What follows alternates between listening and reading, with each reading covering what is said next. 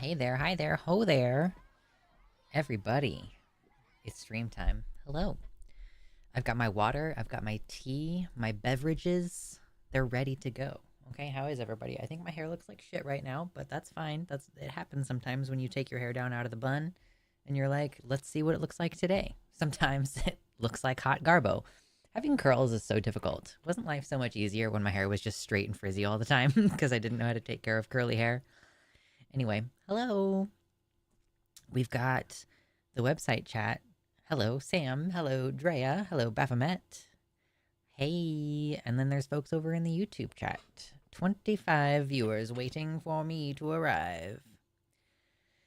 Wonderful. Fantastic. So, hello, Jihariel. Hello, Carla. Hello, Light Wolf. I was going to say Light Wolf, and it's like, close enough, but not quite. Yeah. So I was just really surprised. I mean, gradually over the course of the day, I guess, I've been surprised by the kind of news that we're having, the variety. Oh, Lord, the variety of news that we're getting right now. There's been some outbreak of some unknown disease in Congo, and the French government is in the process of having some kind of hiccup or collapse. There was an attempted coup in South Korea. And the CEO of United Healthcare was assassinated this morning. And the Supreme Court. The Supreme Court is now hearing arguments about whether trans kids have 14th Amendment protections. So, wowee. Jesus Christ. It's really too bad that I don't post the political stream clips anymore because, wow, it would be a hell of a week. Although, to be fair, my audience is really, honed in to the trans specific news. So, of the various topics that we could talk about, I guess the Supreme Court is the only one that would do well on the channel. So, anyway. Yes, crab rave. Crabs. I listened to the Supreme Court hearing. It still sounds iffy. Yeah, so I saw some people were live tweeting it. I read Alejandra Caraballo's thread about it after the oral arguments had concluded for today, because I was like, I can't be sitting here waiting momentarily for updates.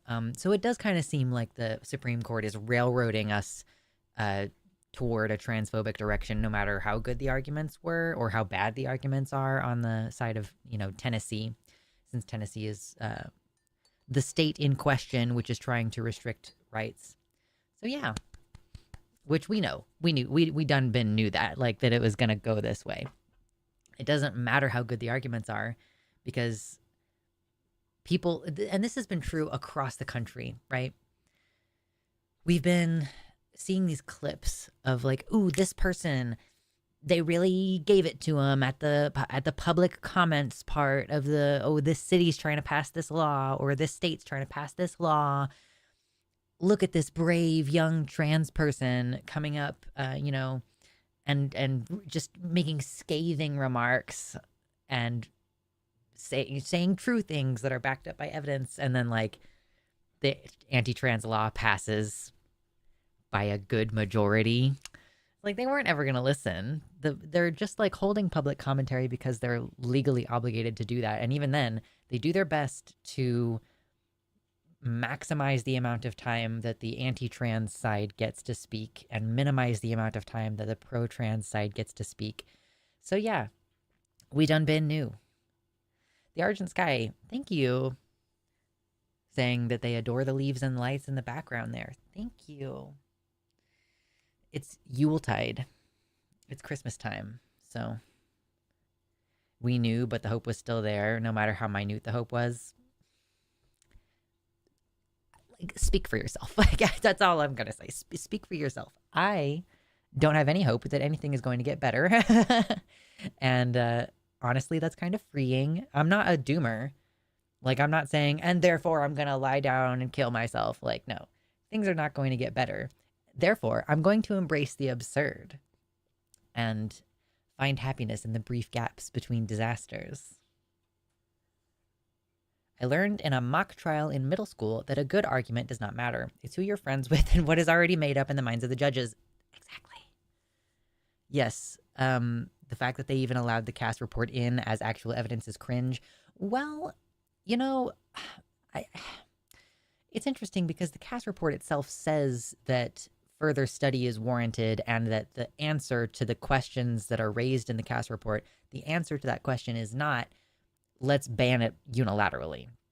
So that did come up. I'm going to basically just read through, I think for the purposes of stream discussion, I'm just going to read through Alejandra Caraballo's commentary, unless, I mean, not commentary, her live tweeting of the events, unless someone else has a different suggestion for a live tweet thread that we can read. But yeah, so we'll get into some of the details of it in a little bit. For now, we're going to do what we always do at the beginning of stream. Try to take over the world. Same thing we do every night, Pinky. Gonna be working on the baby's bowls and spoons real quick. They're super ready for foods. Nice. Having a tiny human sounds crazy.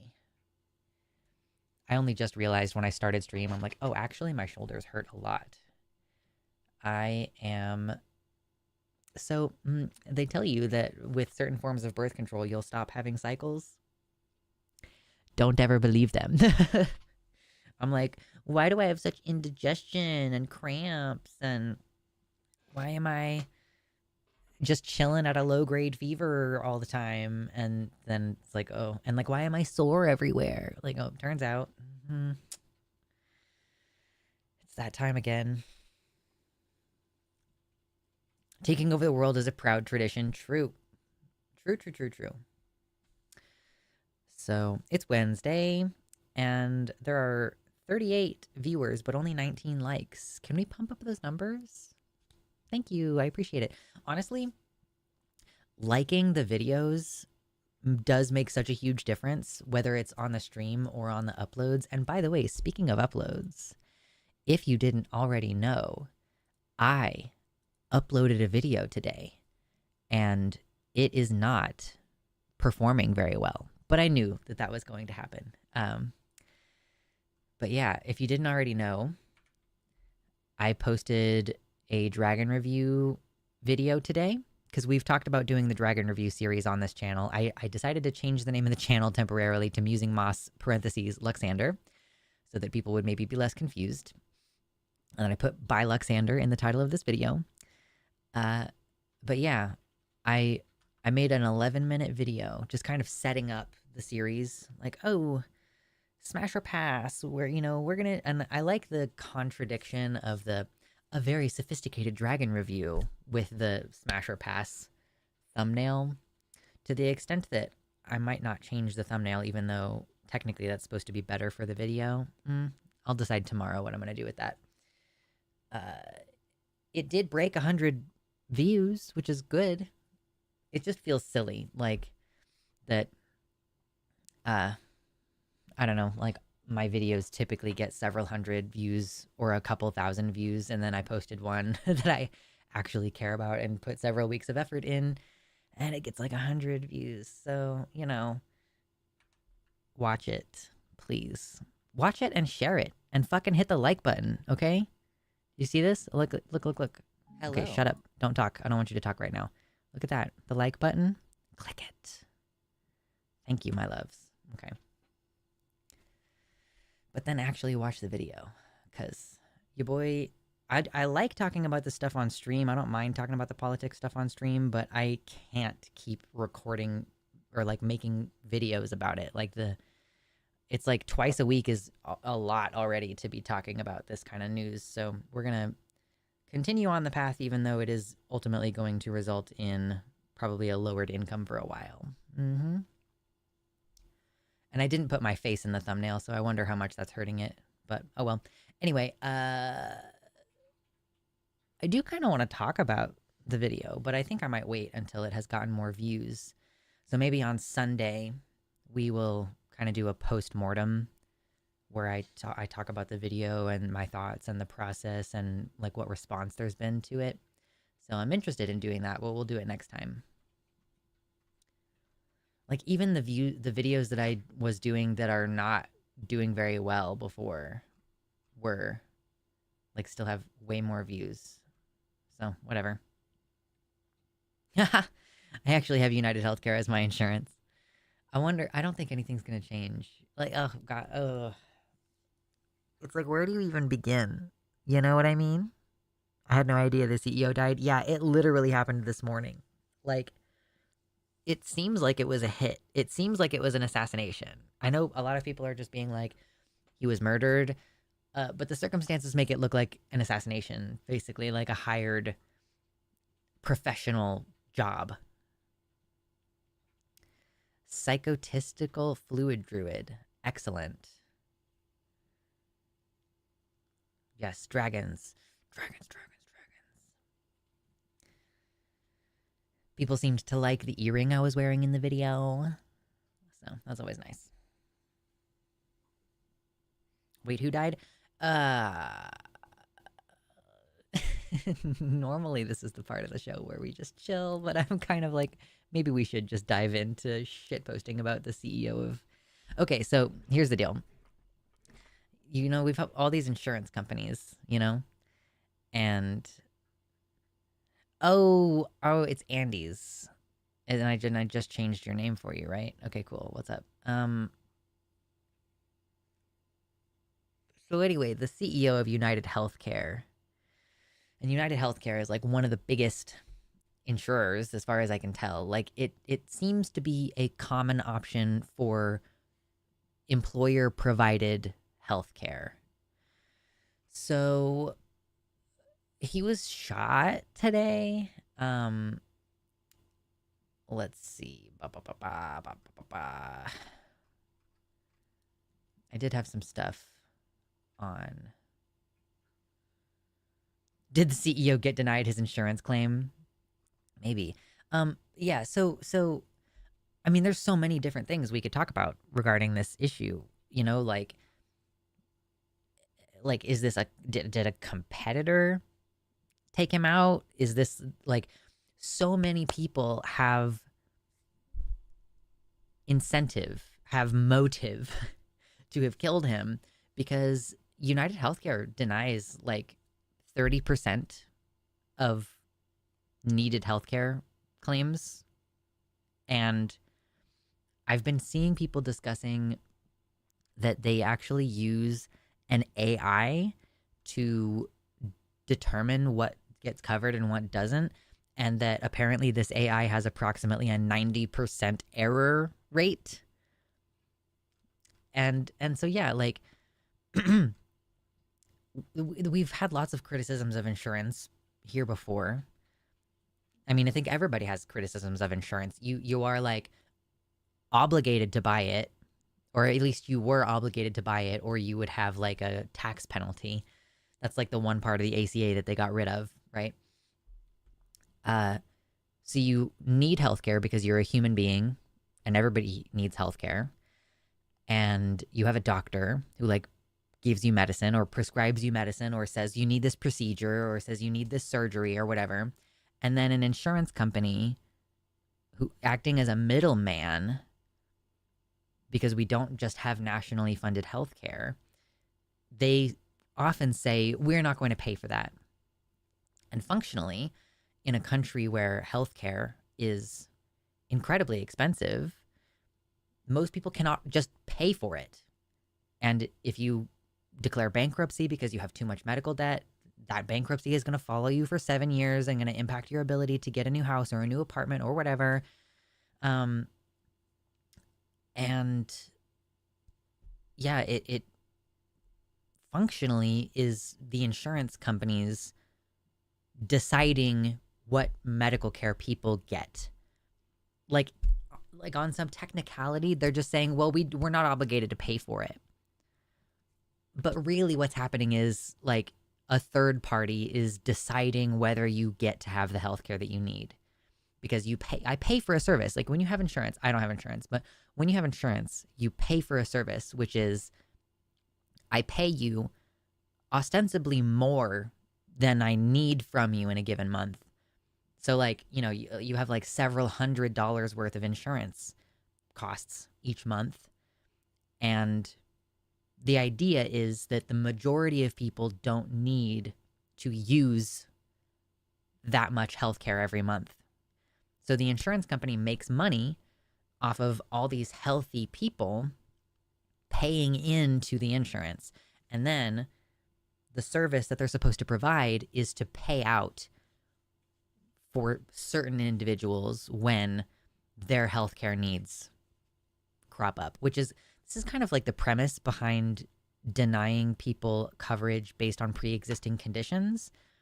Like basically insurers used to, and this is part of the danger of repealing the Affordable Care Act, is that people used to, insurance companies used to just like not even cover, like not even allow you to buy an insurance plan if you had a pre-existing condition, so that they would have basically only paying customers who they would very, very, very rarely need to pay out. Like maybe if somebody broke their arm or something. That was the whole business practice, is getting as many people to pay as possible, and in a correlation, paying out as little as possible.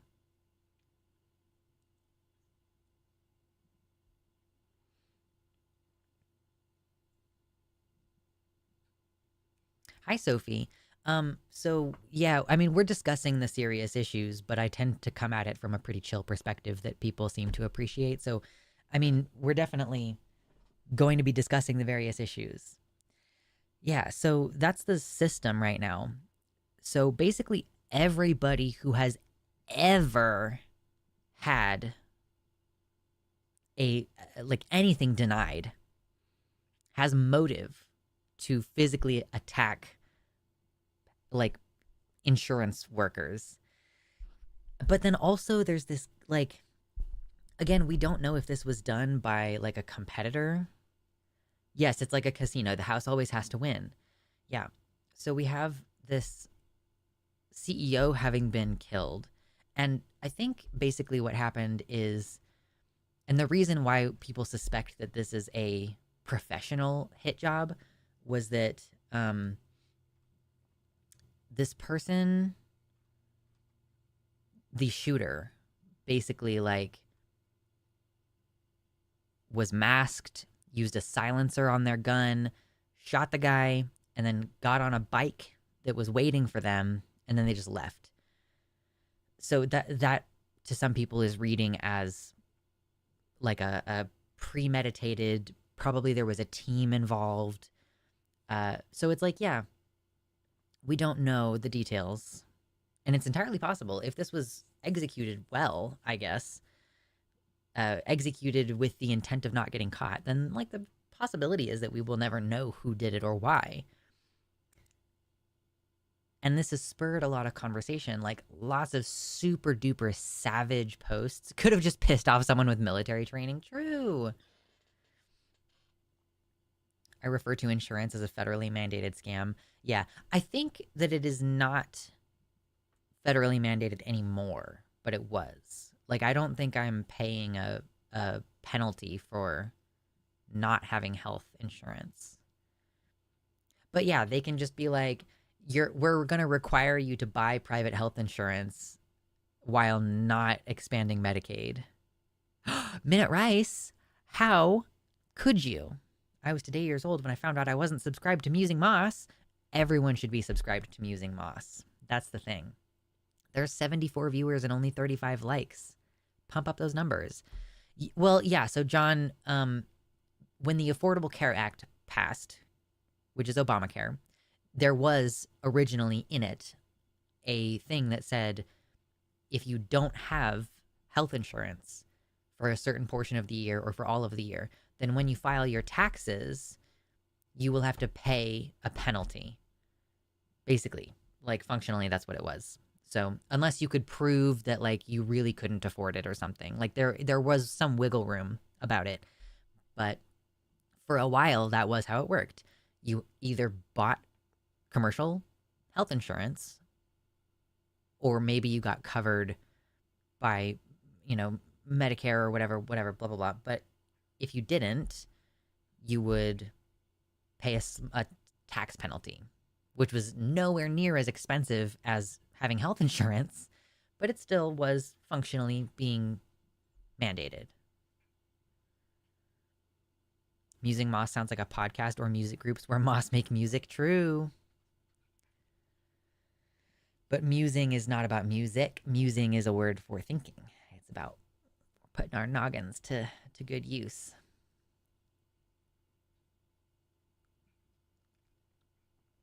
Health insurance is not mandated, but if you want anything other than emergency care, you'll need it. The idea was to expand the pool enough that it makes covering people with more issues more viable. Doesn't help with the whole for-profit thing. Yeah, like I get the idea behind making people buy health insurance was to basically I think it was an appeasement for the health insurance companies. So basically what happened was they eliminated the you can just not give people a health insurance plan based on pre-existing conditions thing. Or for a bit they were like, we're charging people more for having pre-existing conditions. So that ended, but because that would functionally result in the insurance companies having like potentially less money, because then they're like, okay, well now I'm obligated to sell a plan to this sick person who I am then going to have to pay out for their health care on a regular basis. So because insurers were losing money, or that they would ostensibly be losing money, if they mandate that everybody has to get health care, then there's a greater number of mostly healthy people paying in to compensate the insurance companies for that. So anyway,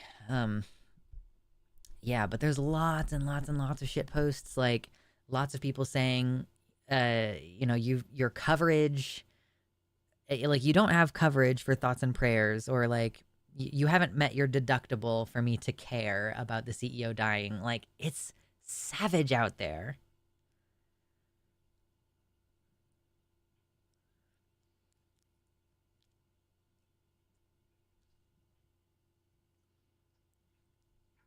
Yeah, I don't think that's a bad idea, like taxing the shit out of cigarettes to make them very expensive, and then that tax pays for the healthcare. I mean, like luxury taxes can provide a benefit, and in Canada, like yeah, in Ontario, like that tax pays for the healthcare. A luxury tax on a deadly substance, then paying for the healthcare, like that's a great idea. Contrast that though with Chicago, where Bo says that they're paying almost $18 for a pack of cigarettes, but the healthcare is shit. So it's like, where is that luxury tax going? Ostensibly not to healthcare.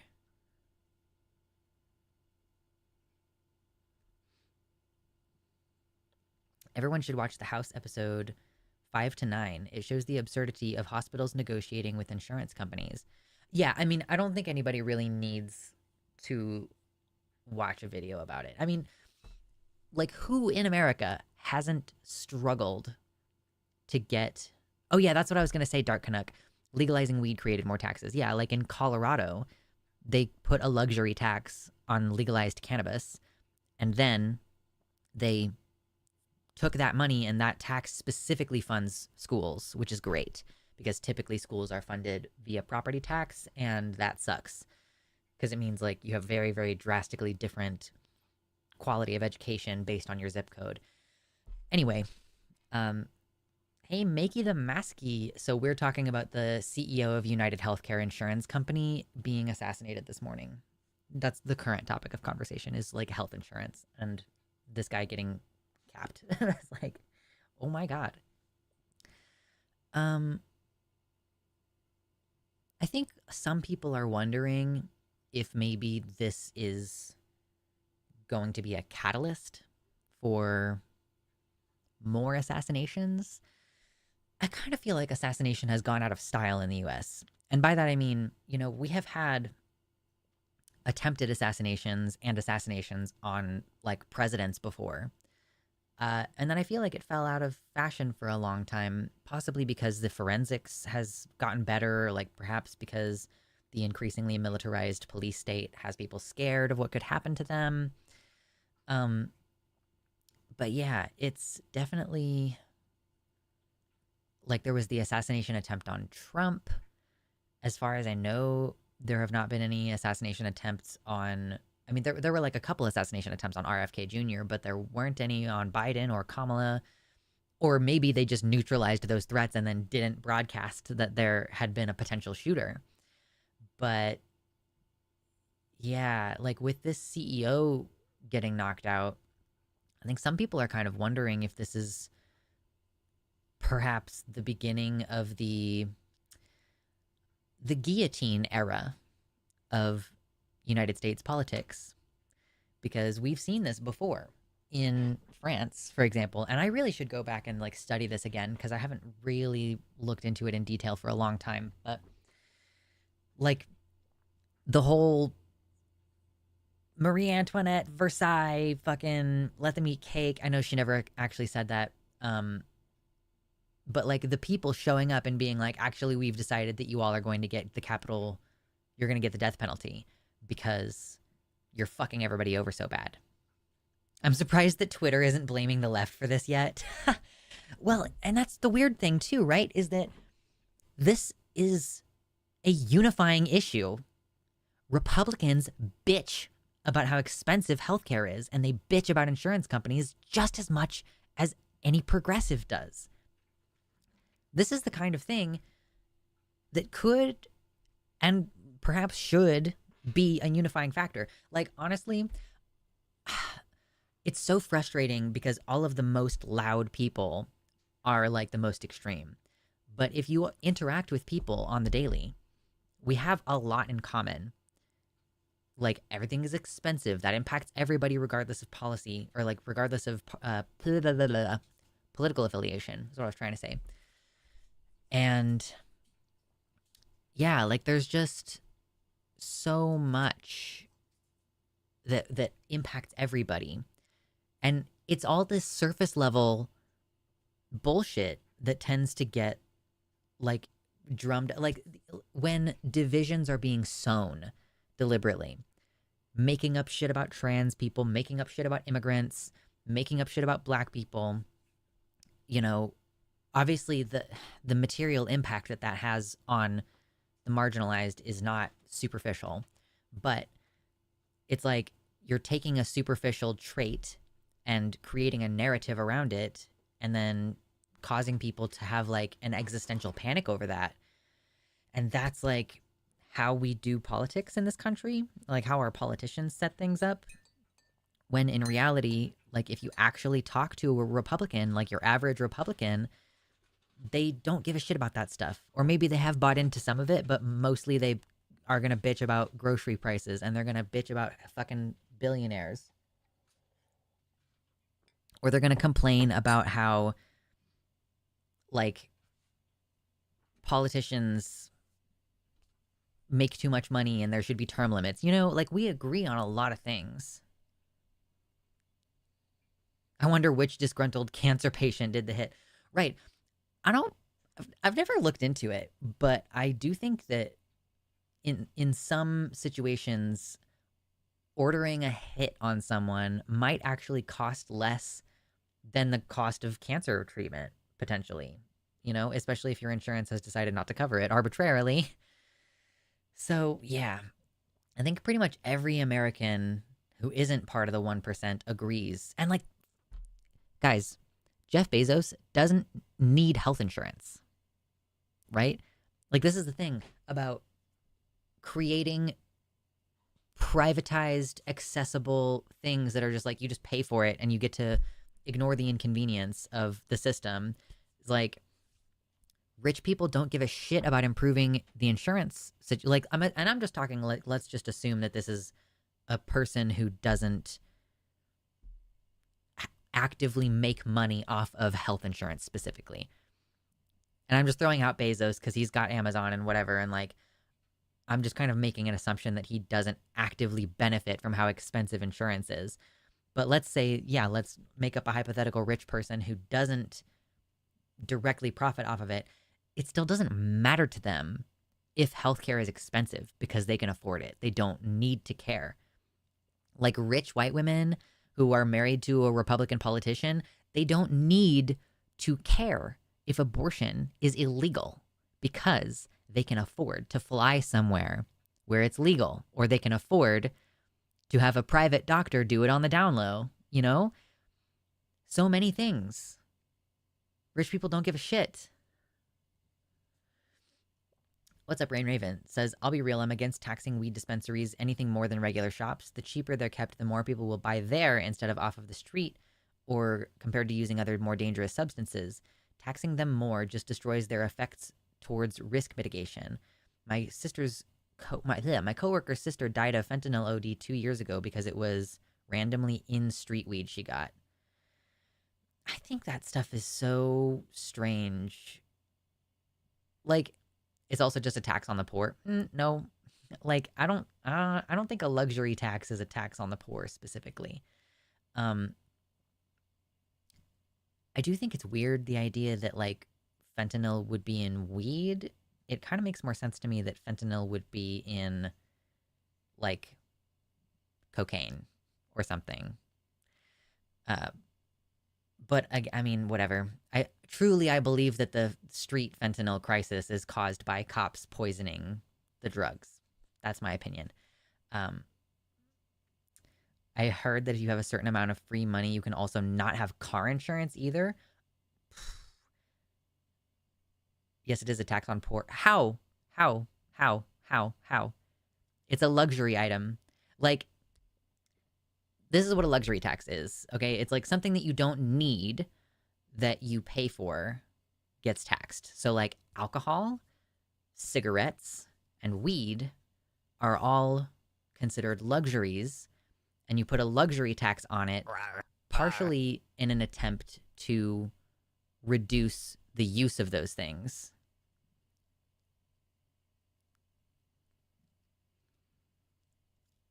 Or at least to it's kind of a punishment for the use of those things.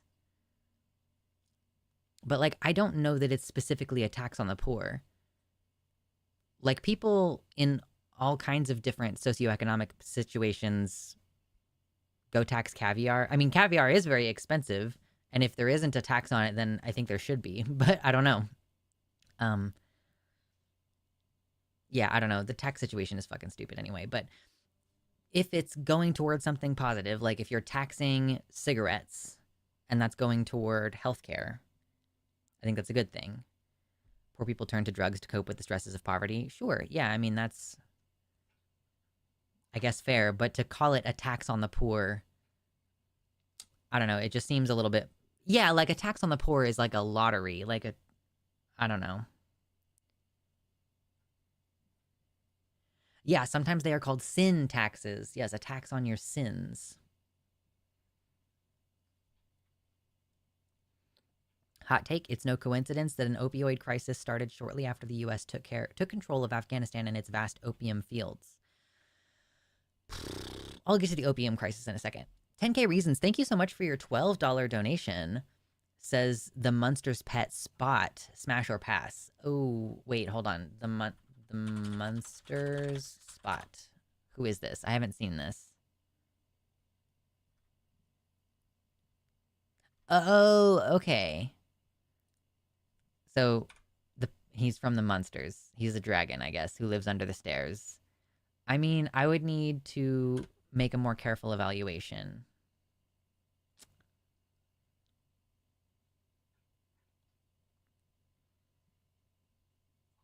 Anyway, the opioid crisis. Frankly, the opioid crisis is like they started giving a bunch of people this stuff. Like, my dad was prescribed opiates for like 10 years. And because for chronic treatment, like chronic pain treatment or whatever, I don't even know that he's ever gotten like a real serious diagnosis of like, now I understand what my issues are. But he was on morphine for like a really long time. And then they just decided to take him off of it. And the problem is, if you don't adequately provide care for people, like, I think most of the opioid deaths, and again, this is personal opinion, I think that a lot of that is caused mostly by people being stripped of their prescription. Like, literally, I know someone who had breast cancer and had their tits cut off and didn't receive opioids during the surgical recovery. Like, just left to suffer in horrible, horrible pain because of like this reluctance suddenly to give opioids out.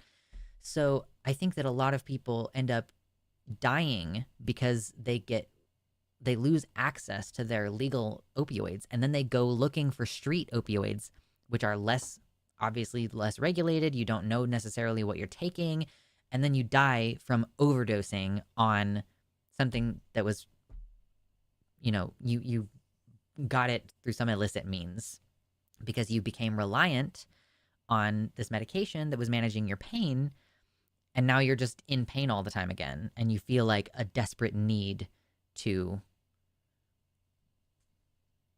I don't know, to cover that need. But I've never heard about like if you're rich enough you just don't have to have car insurance. As far as I know, it's like in order to legally have a car on the road it has to be insured, but I don't know. If you think raising taxes on weed isn't a tax targeted on poor and black communities, then you'd be the sort who'd defend the illegality of weed in the first place, saying it's not a move to criminalize being black and poor. It's 100% targeted.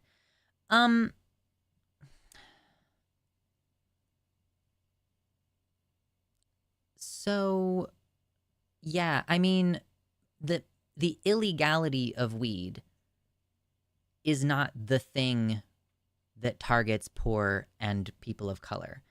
It's the policing. Like, I don't know. It's kind of a complex issue, I guess. I mean, and it's partially because, weed, I think, is coming to have, in the process of it being legalized, is coming to have this bougie context to it where, like, white people making content on TikTok are ripping these huge fat dabs, and you walk into the weed dispensary store and it basically feels like walking into an Apple store.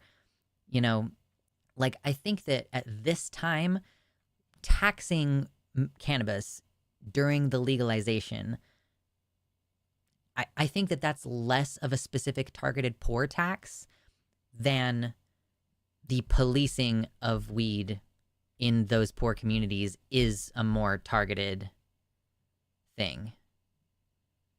Like, that is a more direct attack on poor people. And like, obviously you're creating this situation where people like black folks have a hard time keeping a job, and then they turn to selling drugs so that they can survive, or they turn to gang activity so that they can survive, or whatever, and then that gets penalized. Like, yeah.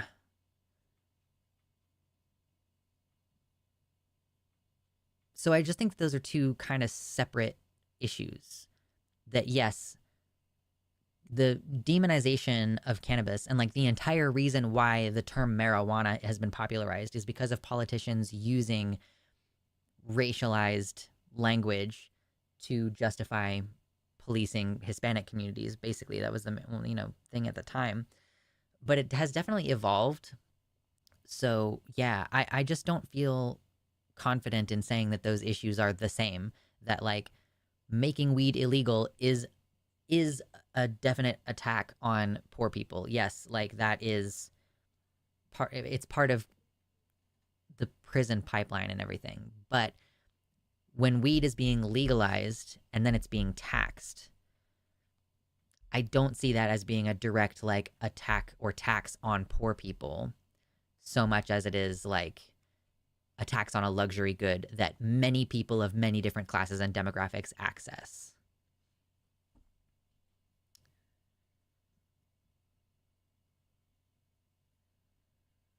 Padfoot Sam says, I think we should legalize all drugs, regulate, and tax them. The taxes then pay for everyone to have health care and a small UBI. Yeah, I mean, I guess that would be... It's definitely one potential solution. Is weed addictive? Yeah, basically it's like more addictive than people think it is. The Coors Gazette just did a really like extensive video on like how cannabis is actually harmful to people. And it can cause health issues and stuff. Like, it's not something that you can just do and not worry about it, you know?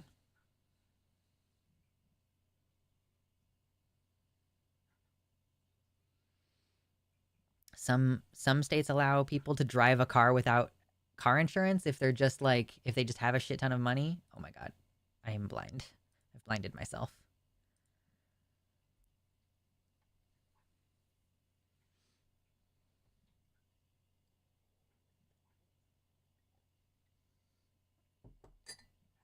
And I mean, of course, any tax impacts poor people more. Any flat tax impacts poor people more. I just don't see it as being like specifically. I don't think that even in the context that you could be like, yeah, this is about poor people. Whereas we can more easily say that the criminalization of cannabis is more targeted to poor people.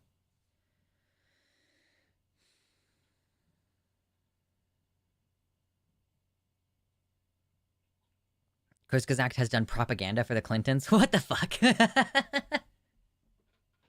What? Like, what did they cover that could have had anything to do with the Clintons? Any sales tax does. Yeah, no, again, like any flat tax impacts poor people more. But it's like, is it targeted at poor people any more than like, I don't know, like it's like it's weird. I'm in this situation where I'm not poor enough to qualify for like a lot of tax benefits. But I'm also not rich enough to qualify for tax benefits. So I don't know. Like some things do seem like they're punishing. It does. It feel like there is a gap when it comes to income taxes, where like you have to get over this hurdle, and it kind of feels like you're being deliberately boxed out of class mobility into the middle class. I don't know. John Bainbridge says here in Ontario, we decriminalized cannabis and taxed it, and the cost actually went down. When it's legal, growers can grow a lot more with little risk. Yeah, that's interesting. Like, you know, there might be taxes on it, but I mean, you're kind of if cannabis is illegal, then you are sort of paying for the risk. And you know, like it's being grown in California or it's being grown in Colorado and then it has to make it to where you live in Missouri or whatever. I know that Missouri has legalized now. Um but like yeah, let's say you live in fucking Alabama, it's still illegal there. So you're paying to have this illicit product shipped across state lines. You're paying for the risk that the people in the process are taking, and you're paying for what is probably like a fairly low production compared to it being like more broadly legalized, and like they're, you know, you're able to grow more of it without worrying about getting cracked down on. And if it's illegal, you don't have insurance. So if the police come raid your shit and destroy it, or if there's a fire and your shit burns down, like that's just a loss. That's a pure loss. So it's like in a legalized system, it makes sense to me what there are so many different factors that might make it less expensive actually.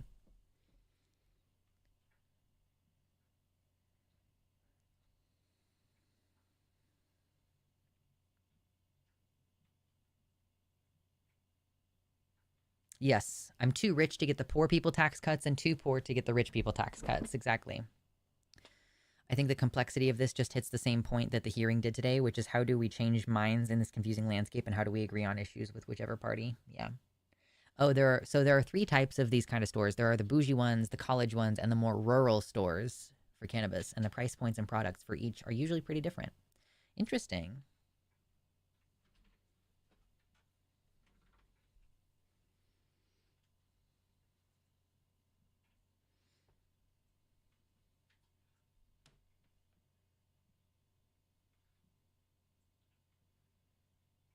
Yeah, but what I'm saying, Rain Raven, is that people across all demographics smoke weed.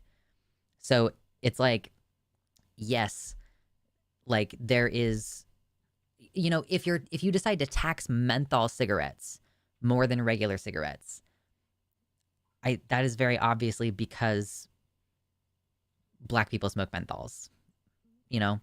Um, but like again, like on a luxury tax, like rich people drink alcohol. So it's like, And it's like pretty common for everybody across every demographic to consume alcohol. But just because that tax disproportionately impacts poor people doesn't mean that it is a tax on poor people.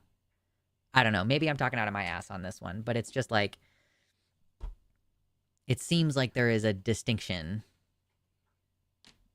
Or if you're like, well, I don't know, let's increase the taxes in these neighborhoods. The demographics lean black and lean poor. I mean, they kind of don't with weed, though. I mean, it just like those people get criminalized for it to a greater degree. But the last time I was looking at statistics on this, people across like basically a lot of the understood class and race things. I just disagree. I'm not disagreeing with you because it's my opinion. I'm disagreeing with you because that's the statistics that I've read. I might be wrong because the statistics have been updated, but like disproportionately black people smoke menthol cigarettes. Disproportionately black people don't smoke more weed than everybody else. You know what I mean? But Padfoot Sam says more white people smoke it on a percentage basis. It's just black folks are more likely to be jailed for it. Yeah, that's the thing.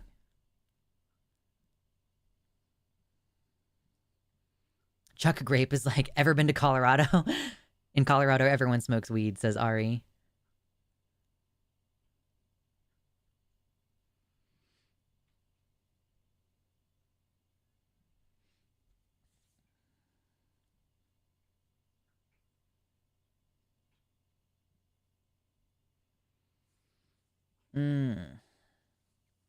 Man, apparently it's just normal for me to just run like a low-grade fever all the time now. I just have like, I'm at like 99.5 degrees all the time. It seems like nothing else is wrong with me though, so that's a fun thing. I'm just like really warm right now. I'm like, yeah, definitely toasty warm.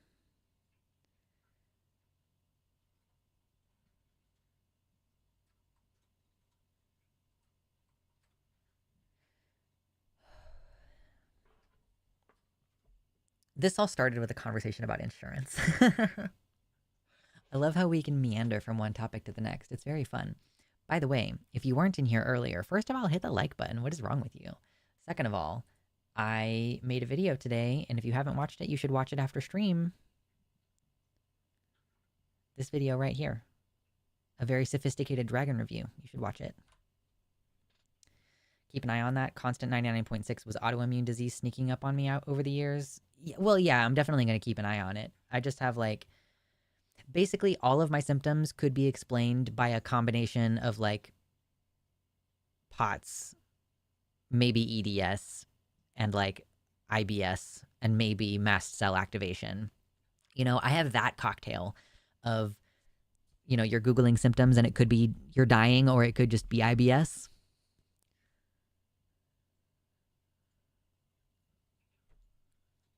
And like autoimmune disease versus dysautonomia, because dysautonomia is like, I've known for a while that my body can't regulate its temperature very well. It's just that I think before, I don't know, I just wasn't paying as close of attention. I wasn't like checking my temperature on a regular basis, but I don't know that I felt this hot all the time anymore. Anyway, yes, I wish you fluids and feeling better soon. I mean, like, I feel as good as I ever feel for the most part. I was just telling my partner yesterday that like my health issues seem to like rotate out.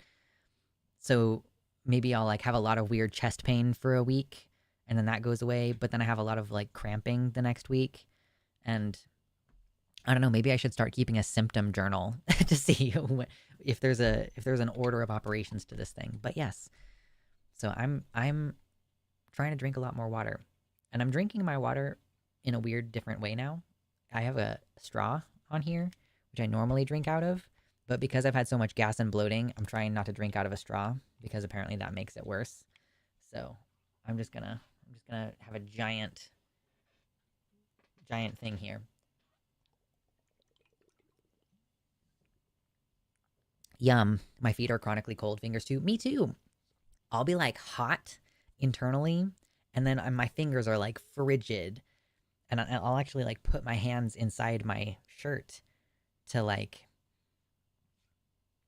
I guess, try to cool my body down while simultaneously heating up my hands. It's so fucking dumb. It's like so dumb.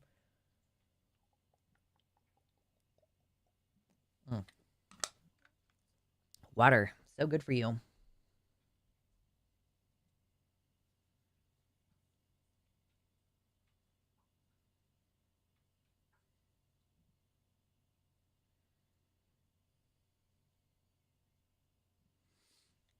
I have fibromyalgia and my symptoms are all over the place. I've journaled, but the pattern is non-existent. Yeah, and I honestly don't even know that fibromyalgia is a real thing. And I don't say this to discount your experiences, John. What I mean is like when doctors can't come up with a good explanation, sometimes they just take a cluster of symptoms and call it something. Uh, like POTS, the thing that I have, postural orthostatic tachycardia syndrome. Technically, that is not the thing that is wrong with me. Technically, the thing that is wrong with me is some kind of dysautonomia. But we have this cluster of symptoms that tend to come up. Like, it is common, apparently, for people with POTS to have a low-grade fever. It's just that I didn't really notice the low-grade fever until after my most recent COVID infection, which is part of why you don't want to get COVID. Just like suddenly have more health issues. Fun. But yeah, like fibromyalgia, like I'm not even sure if that's a real thing or if it's just like doctors are shrugging at finding real answers for people with unpredictable chronic illnesses. Anyway, that's a whole thing.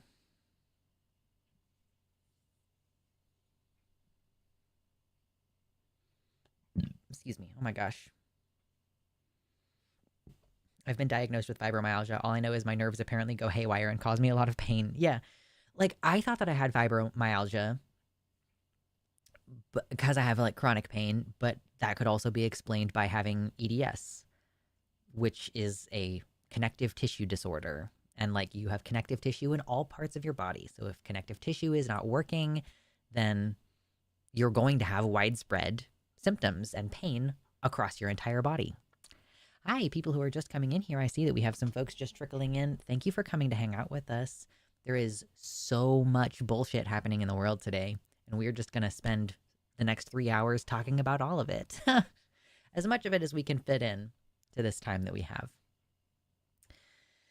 So, right, so far we've talked about health insurance and the CEO of United Healthcare being assassinated this morning, and then that got us into talking about cannabis legalization and taxation, and now we're talking about health issues. So, yay. I don't even know that I have a lot of commentary on some of the other stuff that we have planned for today. Like, do I have any commentary about France's government? I don't know. Do I have any commentary about the coup in South Korea? I don't know. We're going to talk about it, but I don't know how much I'm going to be able to add. Oh, that's a good point, Lightwolf. Okay, so Lightwolf says, my last rheumatologist explained that fibromyalgia is coming to be understood as an autoimmune disease, possibly of the nervous system. But the problem in my experience is that doctors give up and don't follow up with patients after exclusionary diagnoses like fibro. Yeah, that's the problem is I feel like in some cases getting a diagnosis like fibromyalgia is not a good thing because it could engender passivity or stigma from your doctors.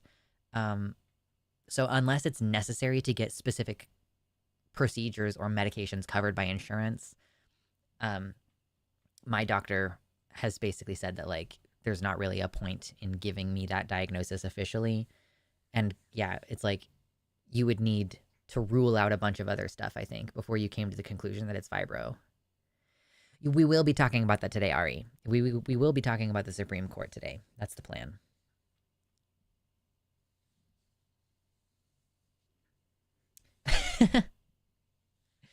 Padfoot Sam says, I've also been diagnosed with undifferentiated connective tissue disease, which is an umbrella term for we don't know what autoimmune disease you have. I did not watch the Supreme Court hearing today. I read someone's tweet a thread, basically a skeet thread on Blue Sky about it, but I did not watch it myself. I felt like I just didn't need to do that much psychic damage to myself. I uploaded a video today, and honestly, that takes up a lot of brain space for me. Although, to be fair, technically I should have like changed the title and thumbnail several times to see if I could get more views, and I'm just being stubborn. So maybe I'll do that tomorrow. But yeah. Mystery Spoonie Club. True. I don't know what's wrong with me, club.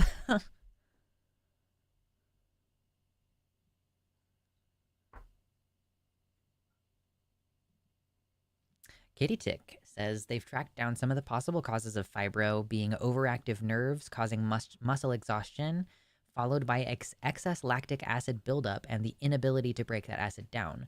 My mother was a very early person who was diagnosed, uh, along with being an early lupus patient. So this is what my mom's doctor figured out when he eventually retired. Okay. So basically, yeah, just like your body not working the way that it's supposed to. I have heard people say that it has something to do with like overactive nerves. And I- I've seen some people speculate that conditions like fibromyalgia might have something to do with trauma, and like people tend to get diagnosed with fibromyalgia after like extreme uh like after a car accident or something, because your body is just like hypersensitive and is like very willing to send pain signals like errantly. But I don't know. There's no treatment for fibro except diet and exercise. I eat well enough, but exercise is pain. Hurt myself more now to hurt less later. I think that's true for a lot of these chronic illnesses. Like, there is no real treatment for EDS, as far as I know, or connective tissue disorders. It's just like, well, you should exercise in a specific way, change your diet, and like give yourself accommodations when you need to.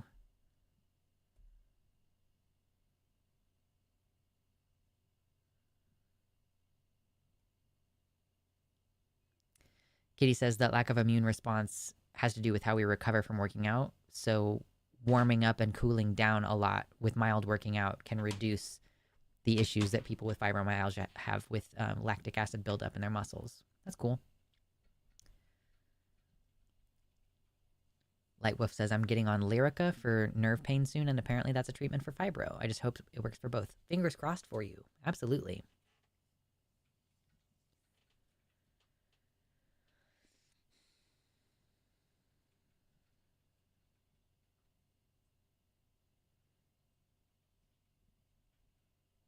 Deadpan Leftist says, I have diagnosed fibromyalgia and nerve and muscle slash tissue from getting shot 3 times, and they basically just gave me opiates at age 15 and told me to fuck off. 5 years later, it's misery. I'm so sorry. That's terrible. The pressure point test is so painful. So I don't think I have like pressure point pain, but like when I'm washing in the shower, and this is how you know that I wash my legs. Uh I'll be like washing my legs, and it like hurts for me to just like rub the flesh as I'm just like I'm just like soaping it up. So yeah, that's fascinating. It's like my entire leg muscle is just like ow, just a little bit. It doesn't hurt a lot, but it hurts a little bit.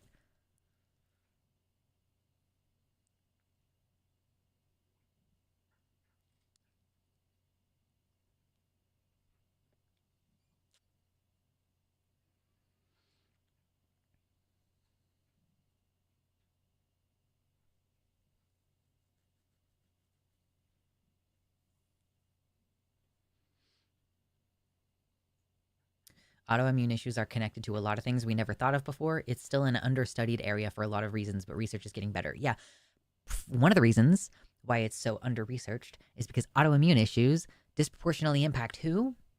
They disproportionately impact who, chat? Can you guess? Do you know the answer? It's fucking women and people of color. like, and like women especially, disproportionately impacted by autoimmune diseases.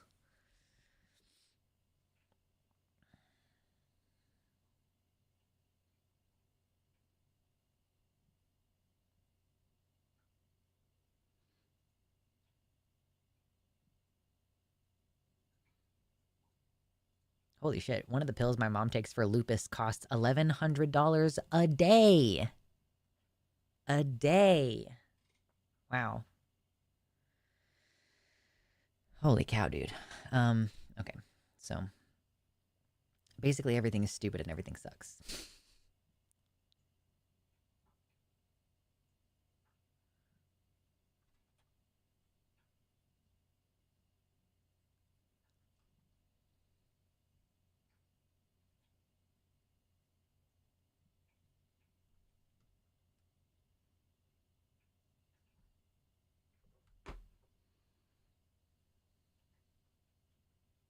We call that a lather in the soap biz. Yes.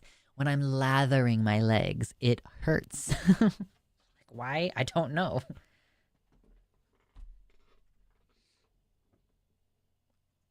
I've seen a lot of posts like this, just circling back to the United Healthcare guy thing.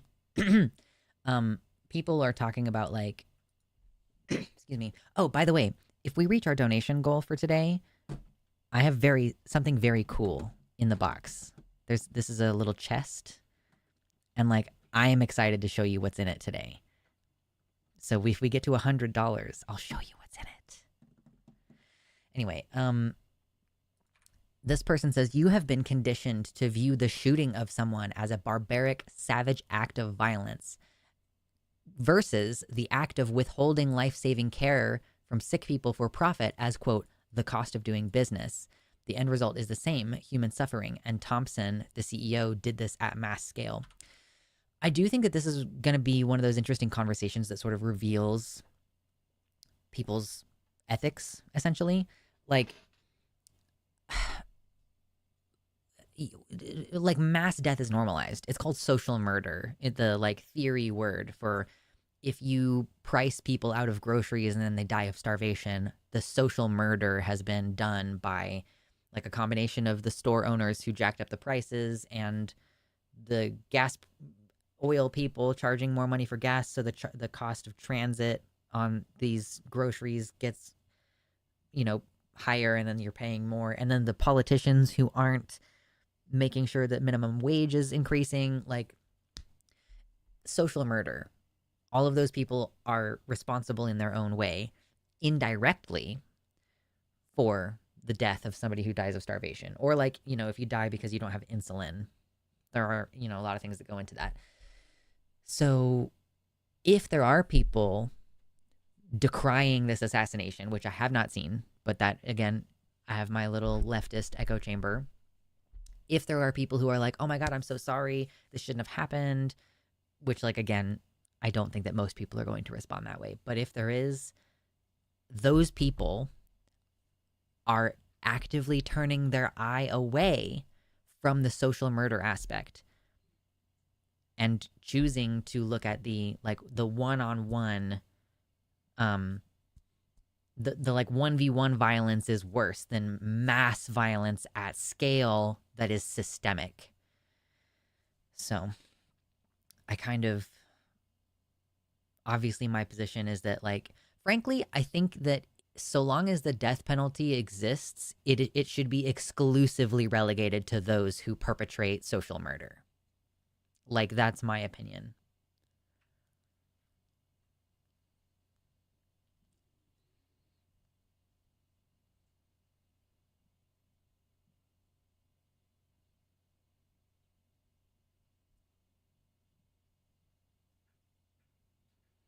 The GI issues and muscle pains most autistics experience are thought to be autoimmune related. See, I've always thought that it's just stress. Like, and this is my humble opinion as well about like why autoimmune issues impact women and people of color disproportionately, and like long COVID as well. Long COVID is more likely to hit women, females, people of color, queer people, trans people, because, and again, I think that it's just like if your body is under stress all the time, you're more likely to get sick. You're more likely to have an overactive immune response. And that seems to be the mechanism of action with long COVID, is that your body creates this massive inflammation response to try to kill the virus. And then from that point on, because the virus remains in your body, potentially forever as far as we can tell, your body is still producing an inflammatory response, which is kind of why I'm like a little bit worried about the low grade fever that I have. Is I'm like, do I just have a low grade fever now because I still have viral persistence? Probably. Like, statistically, based on all the research, like there is a good chance that I am developing functionally long COVID symptoms because of like post viral inflammation. So I've always suspected that autistics have GI issues and muscle pain because they're just constantly super fucking stressed out. And if autoimmune conditions are also related to stress, then like all of that is in like a horrendous feedback loop.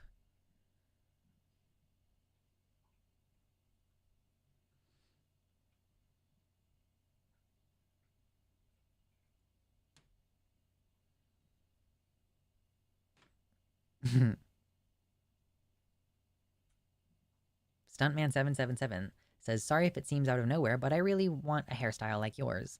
When I go to the hairdresser, what do I say? Should I ask both sides to be shaved? And I have super long hair. I really want hair like yours because it looks super cool, both down and tied up. Yeah.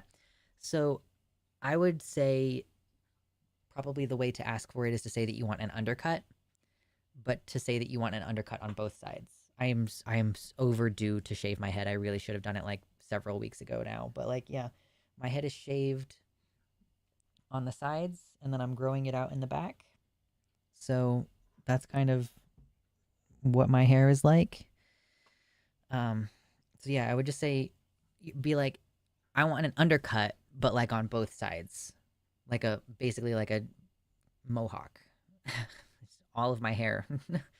Keep the long stuff down here.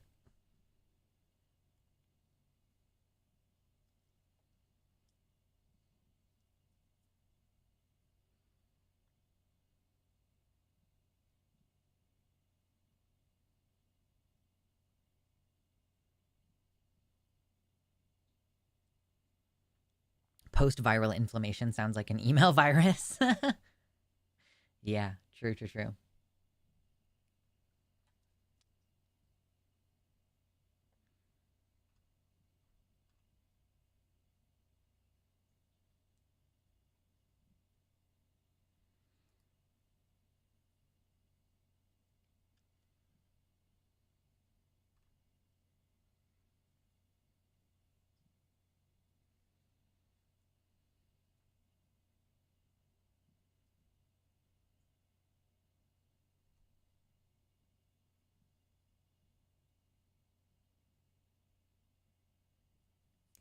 Yeah, it is an interesting contradiction. Like, typically, when it comes to killing other people, if you kill 1 to 3 people, you might get the lethal injection yourself. But if you kill like 100 plus people because of the shitty policies that your company uses or the shitty AI that your company uses, um, you know, you get like you get an op-ed or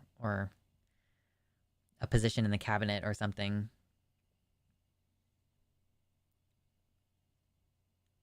Any good news this week? I mean, I feel like the news about the UHC CEO is good news.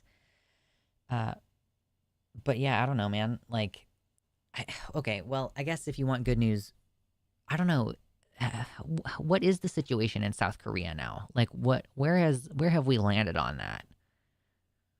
Let me see if I can find any of the stuff that I was reading earlier today. Excuse me. Oh my gosh. Mm. Yeah, I mean, I think this is good news, right? So in South Korea, the the equivalent of like the president or the prime minister, the guy, right? He declared martial law like in the middle of the night and was like, "Bro, the military is going to go and start policing everything." And like, okay. So then 190 members of parliament showed up, and that's a majority because there's 300 members of parliament, and every single one of them voted to not do martial law. Um, and the soldiers then withdrew. And I don't know like what's going to continue happening with that. Like, is the The president of South Korea right now. The risk I took was calculated, but man, am I bad at math. Oh, goodness gracious.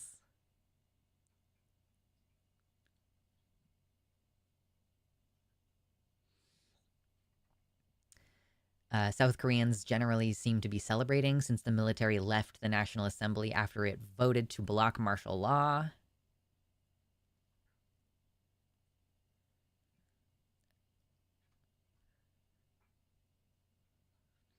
The South Korean president then, he did eventually announce that he is lifting martial law, as though the parliament didn't lift it for you, bitch.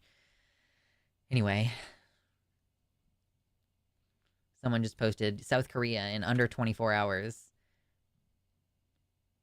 Yeah, everybody came together in a non-sexy way, but still.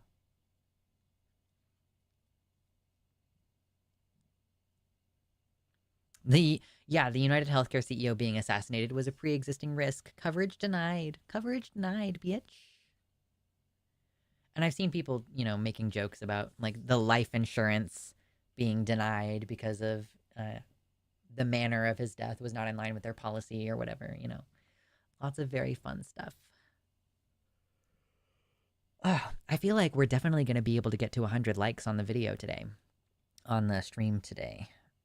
And potentially, if we get to, hold on, if we get, what am I doing? If we get to the donation goal, which is $100, which is not very much, your boy is trying to flee a red state right now. So if we get donations, that's going to help me do that.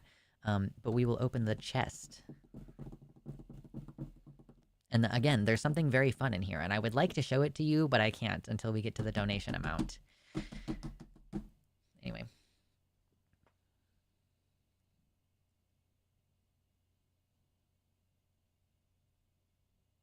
The weird part was the military trying to block the politicians from voting, then just scooting off after the vote. Yeah, because I did see video that seemed to imply that the military was attempting to invade the parliament building, and that the protesters and the parliamentarians were having to barricade the building to prevent military members from entering. And then after the vote, they were just like, sumimasen. I know that's Japanese. They're like, sorry.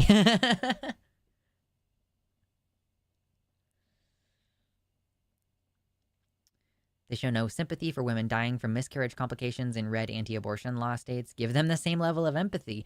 This is the thing, is like, we're just matching your energy.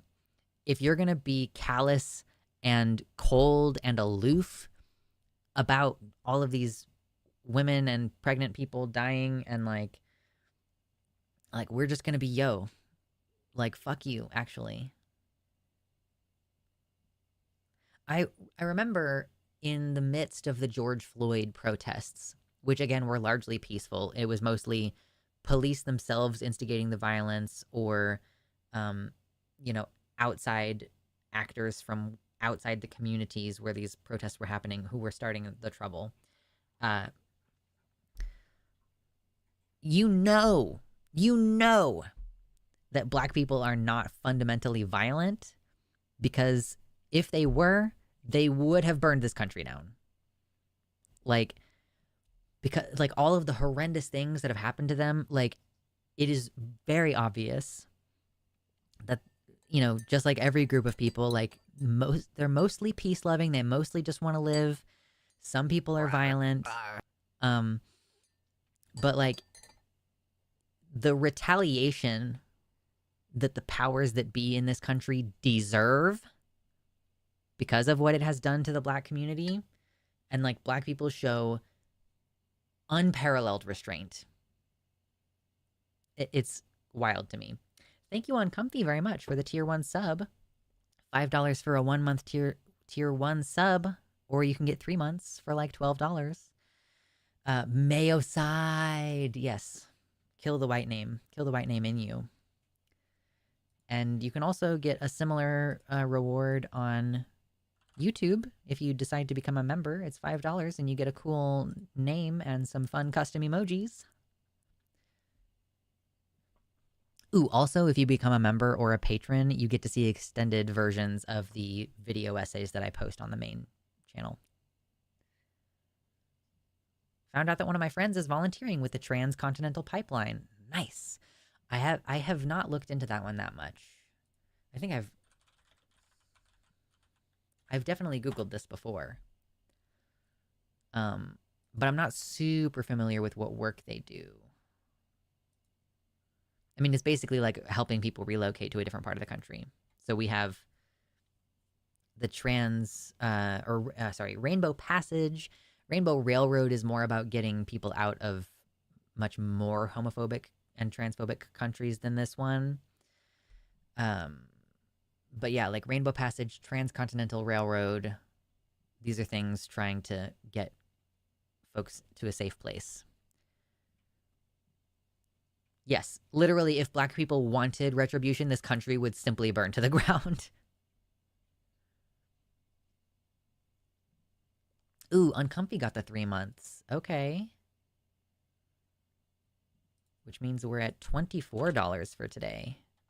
Just about a quarter of the way to opening the box. What's in the box?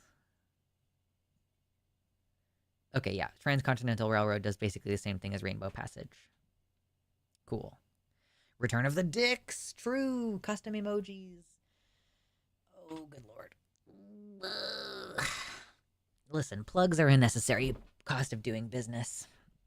Sorry if y'all don't like it. I know some people leave when I make plugs, but it's like, give me money. Sorry. Please? I'm doing what I can. Ooh, also, fun fact. I may or may not have gotten my nipples pierced recently, and there may or may not be a video on my Fansly about it, which is also $5 a month.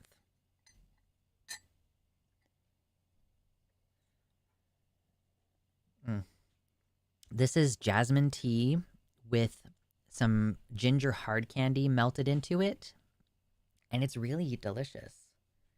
Because the ginger hard candy has a little bit of sugar, obviously. And it's yummy. Super good. But yeah, again, I don't actually know if I have a lot more that I can say about the whole South Korea of it all. It just, like, where am I right now? Where is it? Okay, this is France. I'm looking at France right now. I know some people are also remarking on the difference between how South Korea handled their coup versus how the United States handled its coup. And it does seem like, you know, having a strong response is important to making sure that people don't try stupid shit again. Like, and I wasn't really clued in. Honestly, I was catching up on a lot of this way after the fact. Oh no, I am not going to need the help, Ari. Thank you very much for that recommendation, though. But yeah, I guess we took like several weeks to get around. Like the Senate or the House went on recess right after Jan 6, and we haven't had the actual coup yet. But Donnie did take notes. I know. We're concerned now that if he gets into the office of the presidency, that he's going to try to like actually deploy the military, which I think he may have tried to do before, and the generals were just like, lmao, no. So the question is like, yeah, like how is that going to go down? I think honestly that the military brass kind of fucking hates Trump. That's just a kind of guess. Our coup won't have peaceful, unarmed citizens resisting. They'll be fully armed to take our country back. Yeah, and this kind of ties back into the UHC thing too. We're in a country right now where people don't have healthcare. They cannot afford food. They cannot afford rent necessarily. And we are increasingly resentful about the income disparity and the power disparity. Our democracy is being broken down.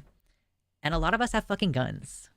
Like, I am pretty much exclusively an I'm going to use my gun defensively kind of person, but like how do you define defensively? This is where the question comes in. Like, you could have a number of different, and like, so there's a moral conversation to have and there's a legal conversation to have. Like if I am in a quickie mart, if I'm in a gas station and there's someone with a gun who decides to hold up the gas station and try to get the cashier to give them the money. Well, I've worked at a gas station and I know that the policy is to just give them what they ask for because the company's insured. And like, you don't want to risk your life for the money in the cash register or whatever. So the policy is that the worker needs to give them the money, and then hypothetically the person who's doing the robbery will just leave, and then the police will handle it later. There's like, if you have a gun in that situation as a customer, and you're concerned that this person who's brandishing a gun could actually harm the person working there, legally, I don't think you're allowed to shoot that person. But morally, is there a moral obligation to like defend someone who could be shot? Right? Like mostly when I think of gun ownership as a gun owner, I'm thinking of it in terms of like, if someone is physically about to attack me for real. Because again, like there are some places where if you pull your gun and you don't shoot it, you could potentially be penalized for brandishing a weapon. So it's like the gun doesn't come out until the moment that you need it to come out with intent to shoot immediately. Like, but like, yeah, if you're talking about a coup where, let's say, the Republicans, not the Republicans necessarily, but like the extremists, the fascists are like trying to take over your city's fucking mayor office or whatever, trying to take over your state Congress. You know, do you have a legal or moral obligation to use your gun in defense of those institutions? I think that that is an interesting conversation, like an interesting question to ask. I'm a defensive gun owner too. Deter, de-escalate, defend in that order. But I am also a veteran who swore an oath and had the and domestic part explained to me by a base commander. Right, yeah, you're sworn to defend against enemies of the United States, both foreign and domestic, which means that you have to be keenly aware that sometimes people from within the system will attempt to undermine our fundamental principles as a country or whatever, which is, and then there's the whole unlawful orders thing, like deploying the military on U.S. soil can only be done under very specific circumstances. And so most of the circumstances that Trump would deploy military on U.S. soil is unlawful. And so the people, the officers, the generals are going to be like, that's an unlawful order and I'm not going to do that, actually. But yeah, yeah, there's like we're dealing with a lot of enemies, and a lot of them are domestic enemies, TBH. My hair is falling out lately.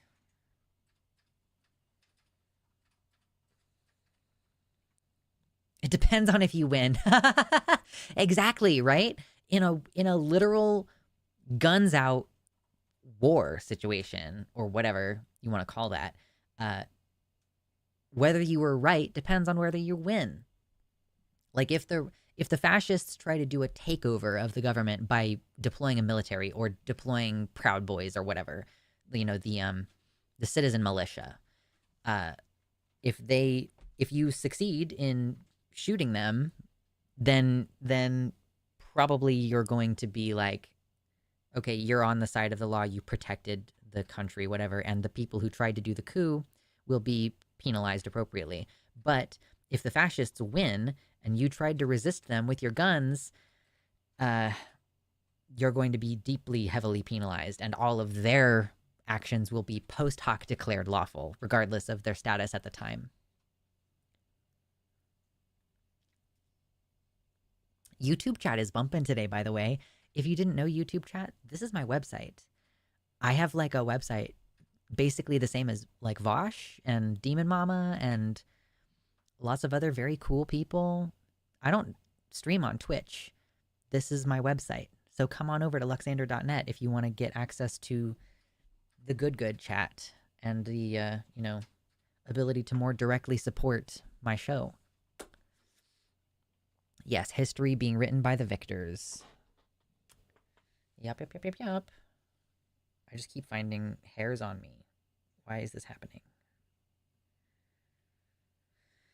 Don't get COVID, guys. I've got all kinds of weird fucking health things happened that could very well be post-COVID bullshit.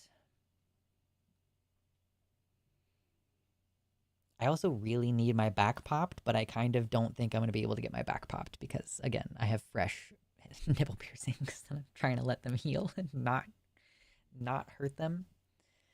But man, like right in the center of my back, it's like it's like I need it popped feeling. Awful. Oh, by the way, also, for the time being, I still have this merch available, even though I'm probably going to change the branding of the channel whenever my friend Dizzy gets around to finishing the icon. But, it's good.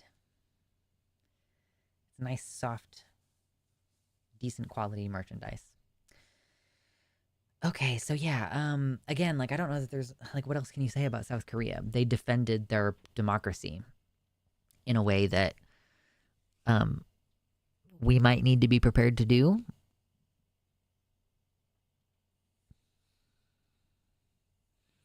History isn't always written by the victors, though. How much did you learn about Vietnam in school? I like very little. Frankly, I honestly don't think I learned enough about Vietnam in school.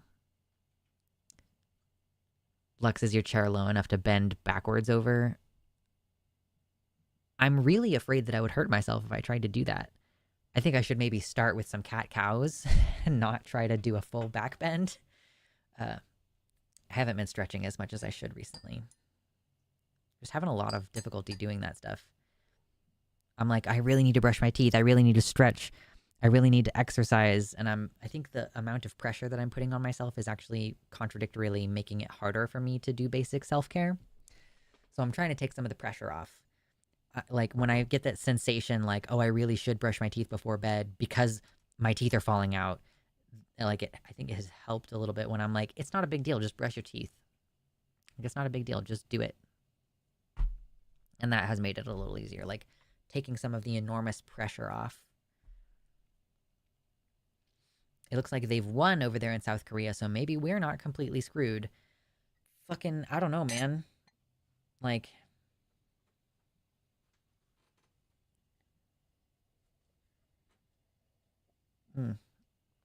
Like, literally, who knows?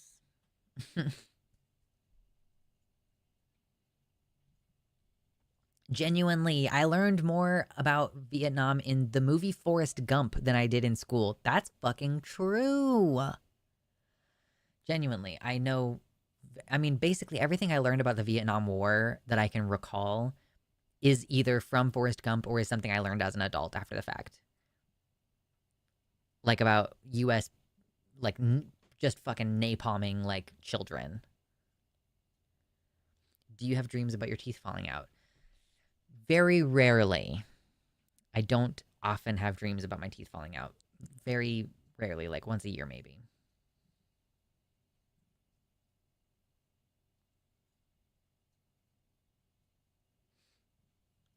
Oh, my chair also is a spinny chair. So it's not like stable enough for me to use to stretch without being concerned about falling over. Also, I practically could reach out and touch this wall. My office area is extremely small. Another one of Trump's nominees dropped. Really? I saw the orcas are wearing salmon hats again. That's good news.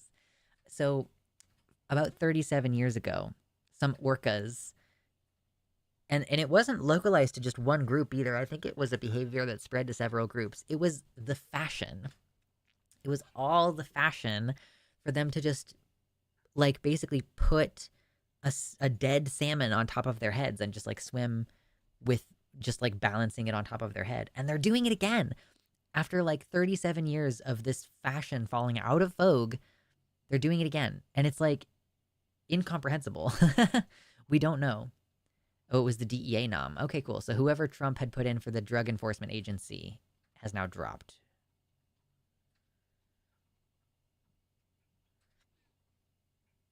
Yes, orcas wear hats. They wear dead salmon as a hat. It's fascinating.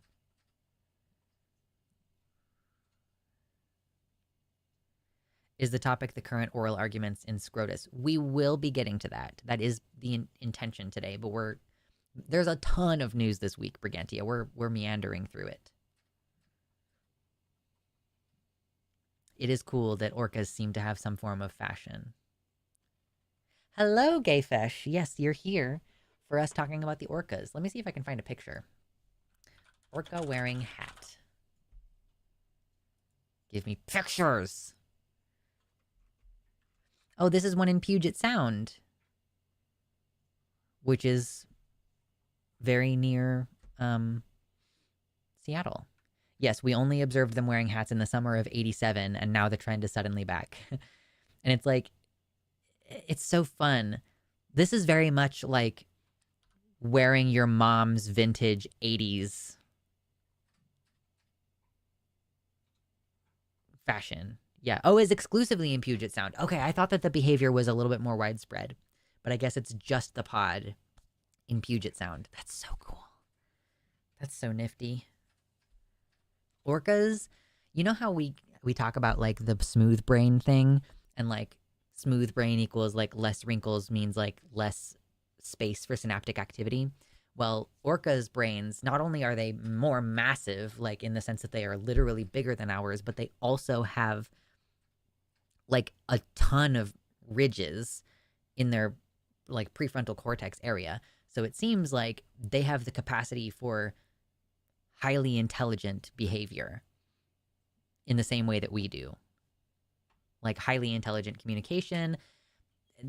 Like they're the kind of creature that would literally take over the world if they had thumbs, if they had hands. They're more like humans than we give them credit for, I think. Yeah, I saw recently there was a story about an orca who had given birth, and orcas are pregnant for like almost 2 years. I think it's like 30, or hold on, how long do orcas pregnant?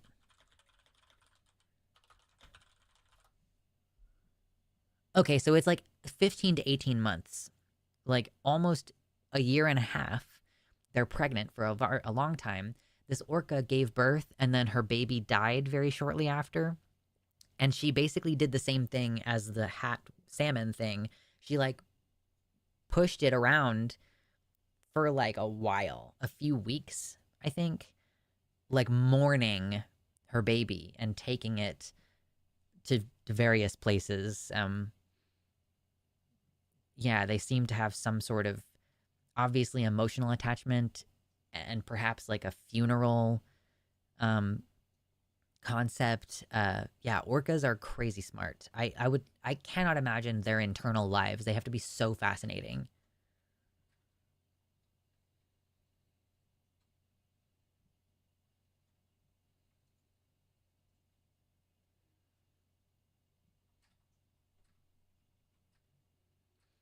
Gayfesh says that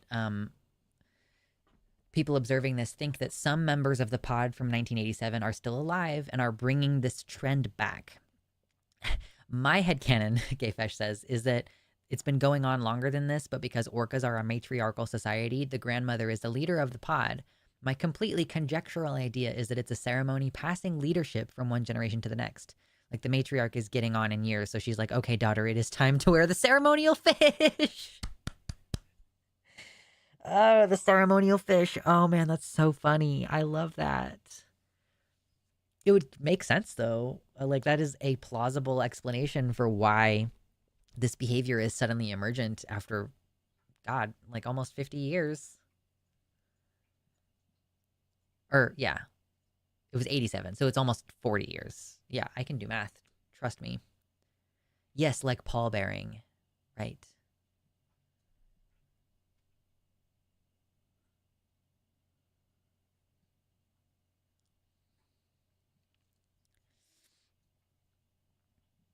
It makes as much sense as anything else I've heard attempting to explain the behavior.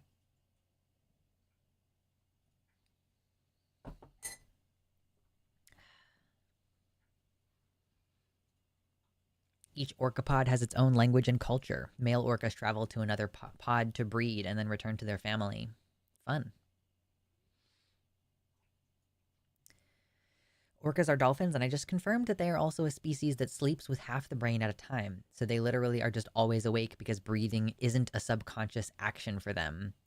I just saw a picture of a seal that had wedged itself in between some rocks and they were taking a nap under the ocean. And he wedged himself in between some rocks so that he wouldn't float away. And I was wondering, like, how does sleeping work when you have to breathe? I guess, yeah, because for us, if we fall asleep, like if you fall asleep with your head under the covers, at some point in the night, you will either wake up or your body will like get out of the covers because you cannot breathe. So it's like breathing is so automatic that it feels like it would be very difficult to sleep underwater. I guess if your brain is just always active, because, yeah, how else do you prevent that autonomic process? You have to, like, be somewhat conscious to choose to hold your breath and not breathe.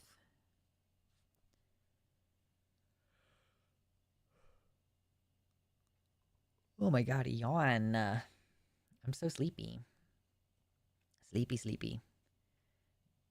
I'm actually not that sleepy. Like, I've definitely been more tired in my life, but... Okay, what is this? Oh my god. People are still trickling into Blue Sky, and I'm on a couple of starter packs, so I just get tons of new follows all the time. I heard that nightmares are caused by Dutch ovens. Excuse me. Some semi-aquatic mammals, like hippos, will sleep with their nostrils above the water or subconsciously float up to breathe. That makes sense. Yeah, I mean, like, hippos, if you're naturally somewhat buoyant, then yeah, if you're just like, I just need my nose above the water level, I just need to sniff.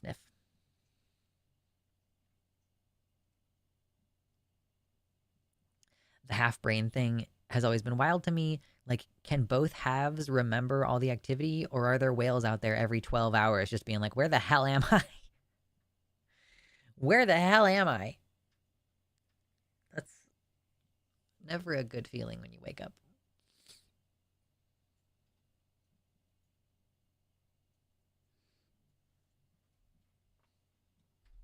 Listen, I like talking about animals and other stuff that doesn't really matter that much. You gotta balance things out, right?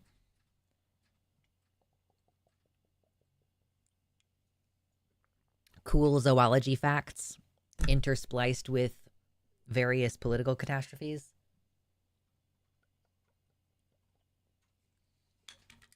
Have you guys heard what's going on in France? I'm not entirely sure that I even understand what's going on in France, but someone posted a link in the Discord earlier.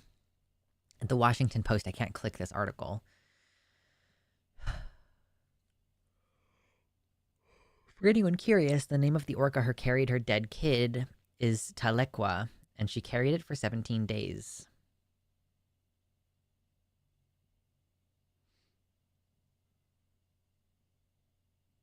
Don't they use sonar to navigate? I would think they could get close to where they were with that to figure out where they are. Well, sure, but that's like, if you wake up and you're like, where am I?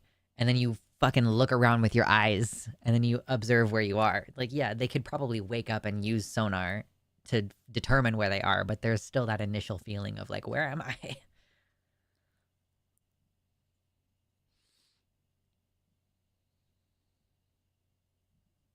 I love Bill Wurt's History of the Entire World, I guess. I actually think about it quite often. It's the Cambrian explosion. So yeah, I'm trying to understand what happened in France. Someone explain to me, please. I need a link where I can read about it. What is happening in France? I like to just type in my questions to Google like that and see what they do.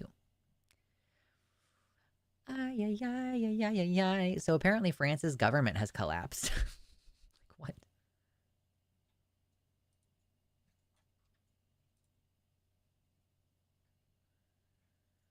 Very tempted to make a gingerbread guillotine for the holidays. This is veering into existential questions of consciousness. Sure, yeah. Like, I mean, I wonder about this with like lucid dreaming. You know, like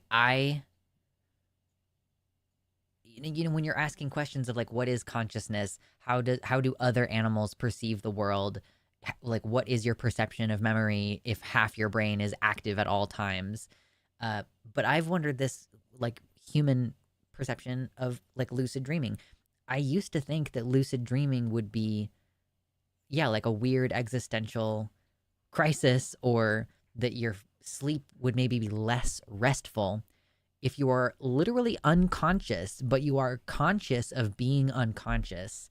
It used to really freak me out. But now, whenever I have a lucid experience while I'm dreaming, I seem to enjoy it. Like, I seem to like it. I mean, it's because I typically notice that I'm dreaming when something really stressful is happening. Uh, and I can be like, "Oh, I'm dreaming." I'll be like, "Oh, it's fine. I'm dreaming. I'll just leave." And then I just leave or go or I start flying. My most recent lucid dream was one where I was like I'm not like particularly upset by the narrative that I'm in the middle of right now, but I would rather fly. And then I just started flying, and that was the dream after that, was like me just going places where I wanted to go. But yeah, it is a weird question. Are you like riding some line when you're lucid dreaming? I don't know. It doesn't seem to bother me as much as I thought it would.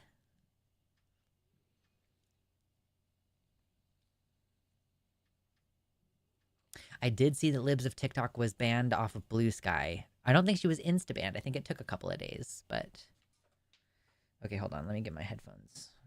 Gayfesh has shared a link.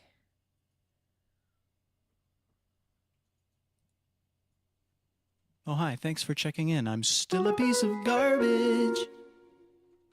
Yeah, that's good shit. Hey, thanks for checking in. I'm still a piece of garbage. Love it.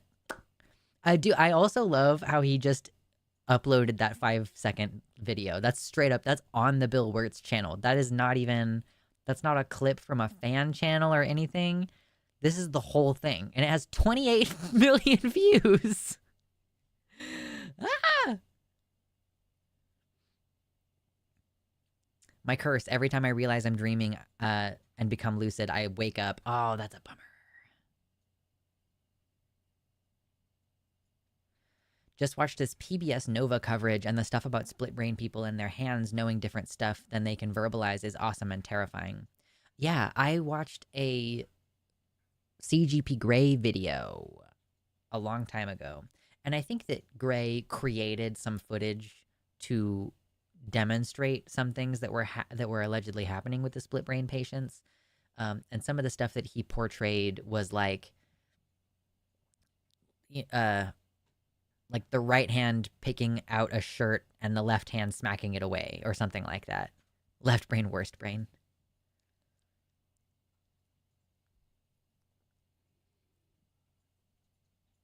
Am I on Takis tomorrow? No, I'm not on Takis tomorrow. Tomorrow you will have Arden and Ben, I believe. I will be on Takis the next 2 weeks. So there's 4 Thursdays in December, and I will be on the 2 middle Thursdays. Tomorrow, I think for me, is going to be a no computer day, or at least a very little computer time. And I'm going to try to get some stuff done outside of that space. I have to take my cat to the vet. Tomorrow is the day where I'm going to take my cat to the vet to get his updated rabies vaccination, get microchipped, and get some gabapentin so that he can be calm when we drive all the way across the country for 3 or 4 days. He's going to be so mad at me. It's like, sorry, bud. Yes, this is commentary on having the corpus callosum severed. That was the conversation. Split brain. Excuse me. Yes, I'm on Blue Sky. It's just Luxander at bluesky.social. At bsky.social.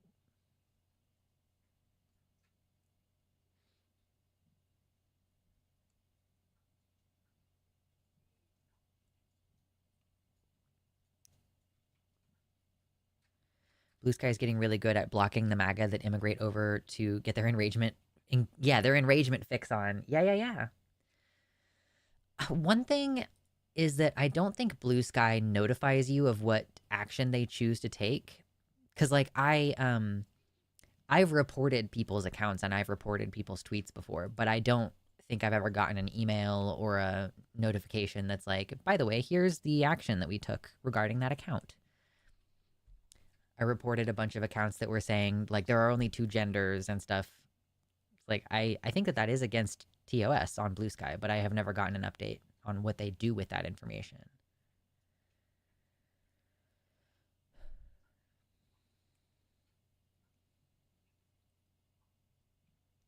Subscribing to block lists is real nice. I don't trust those.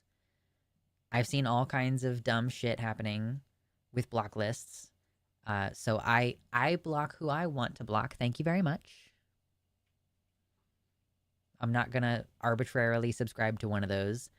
Because guys, like, I'm on some block lists. Me. Because of like intra-community drama in the trans community. So it's like you want there to be I saw someone who was like, I got added to a list called bigots because I had an account blocked. And that person decided to add me to this list of bigots because I just chose to block that account.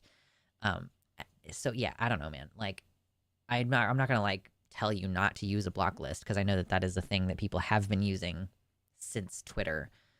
Yeah, literally everyone is on a block list for some dumb fucking reason. Just block people on your own.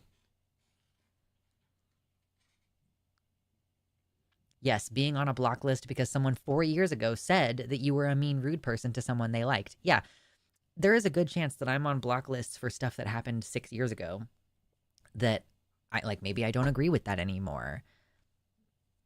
I don't know. And on Blue Sky, blocking is so absolute. You know, even if I see it's like, oh, you blocked this account, on Twitter there's the impulse to be like why? You should never trust someone else's block list. The most I will do is mute from someone else's list. I will not block except on my own curated list. Right. Because it's sorry, I lost my thought halfway in the middle of it. On Twitter, if I have someone blocked, I can be like, oh, who is this who replied to this thing? But on Blue Sky, you can't even find out who it is. Like, oh, I don't remember blocking this person. You don't even know who they are because there's no way to look at their account unless you have a direct link, probably, but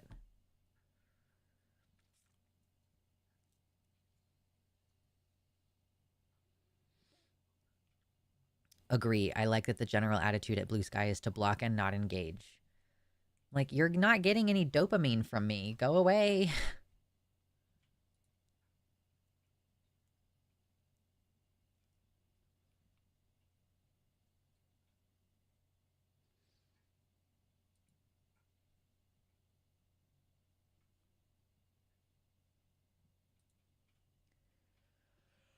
All right. Oh man, we're 2 hours in. Anybody want to throw me $5?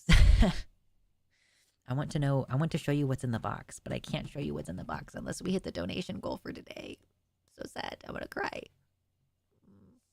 Oh, and it's a different thing from last time. I put something in the box for Sunday's stream, and it's not in there anymore. And you don't get to know what it was unless I decide to put it in the box again at a later time. So you never know. Okay, what else have I got today?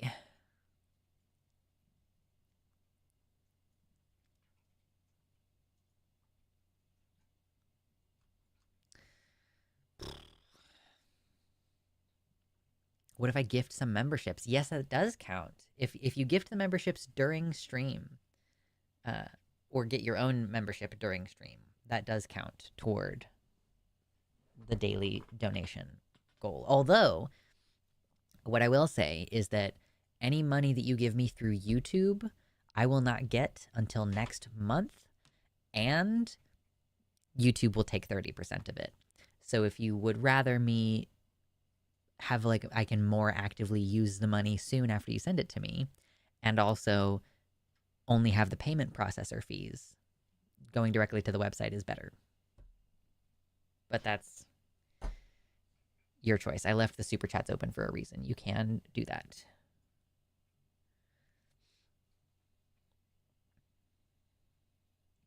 That group of people going into progressive parts of the internet to try to get their rage bait responded to are the same people that tell others to get a life. True. Okay, I think that these memberships are going to start popping up on the screen now, like one after the other. Thank you, Jaina, for 5 gifted memberships on YouTube. Yeah, this is going to just start making noise for a minute here. Sorry, it's just going to do all of them. I don't know why it does that. But yes, thank you. That's incredibly generous. Thank you very much. That brings us up to $49 for today's stream goal. Thank you very much. Oh, you all who've gotten gifted memberships, by the way, you will be able to see an extended cut of the video I just uploaded today. That will go up in a couple days from now. So you get some benefits. Okay? Definitely good stuff. But yes, Padfoot Sam, you have reminded me of something that I did want to go over today, because Rain Raven actually, she was in the chat earlier. I don't know if she still is, but Rain Raven had sent me this link to this video that I thought was really interesting, and I thought we could talk about it a little bit. We're probably not going to straight up watch this video because it's 55 minutes long, but I watched the entire video, and I thought that it had some interesting things to say. Oh no. Stop. Okay. So I have seen this dude's art style before, just based on the profile picture, but I have not deliberately watched him in the past. So this guy is called Dark Matter 2525. I've seen this style of like little dudes before. And like, okay, cartoon comedy roasting religion, that makes sense. I used to watch atheist channels. So this dude is an atheist channel, basically. What's up, Rain Raven? Yes, we're talking about this now. So I didn't really know anything about this guy until now. I had seen this art before, but I'm like, I can't remember this person. And that was one of the less. Thank you. Rain Raven sent me this video, which is why I stopped being anti-woke. So it would not surprise me to find out that this guy did some, like, you know, content that I would consider questionable. A lot of atheist channels have also delved into the whole anti-woke, anti-SJW stuff. Now, part of the reason why I really appreciate Dark Matter's commentary on this is that he's been around for at least, like, most of the time that I've been around for this. So he, in this video, talks about Anita Sarkeesian. He talks about witnessing the emergence of the term SJW, and then how that term has gradually shifted over to being just woke or woke scold. Like, it does seem like woke scold has kind of been dropped more recently, and they've just shortened it to just woke, which increasingly alienates it from the concept of the behavior and reorients it around the beliefs. Because this is why I thought for a while that woke scold was a decent term to use. Like, it had utility. The SJW, social justice warrior, is kind of like you're kind of dogging on people for what they believe. Or I guess you're like dogging on people for the way that they behave in support of their beliefs. At least this is kind of what this guy has indicated in this video. Oh, so his channel was made in 2008? Woo! Yeah, girl, he's been around. So, I have at times thought that, like, I don't really affiliate with other SJW types anymore. I know that a lot of people would assume that, like, that I am one of those ooh soft boy criticizing everybody, you know. I do think that obviously I agree with a lot of those positions, but the behavior set that was associated with it, I ended up distancing myself for a number of reasons. And I've talked about this on and off throughout my kind kind of streaming slash YouTube career over time, that the purity culture amongst the SJWs I found cloistering, and it did not make me feel welcome. It did not make me feel like I could evolve politically or philosophically or morally. I felt like I was being pressured to behave and believe in a certain way. So I really appreciate some of these criticisms.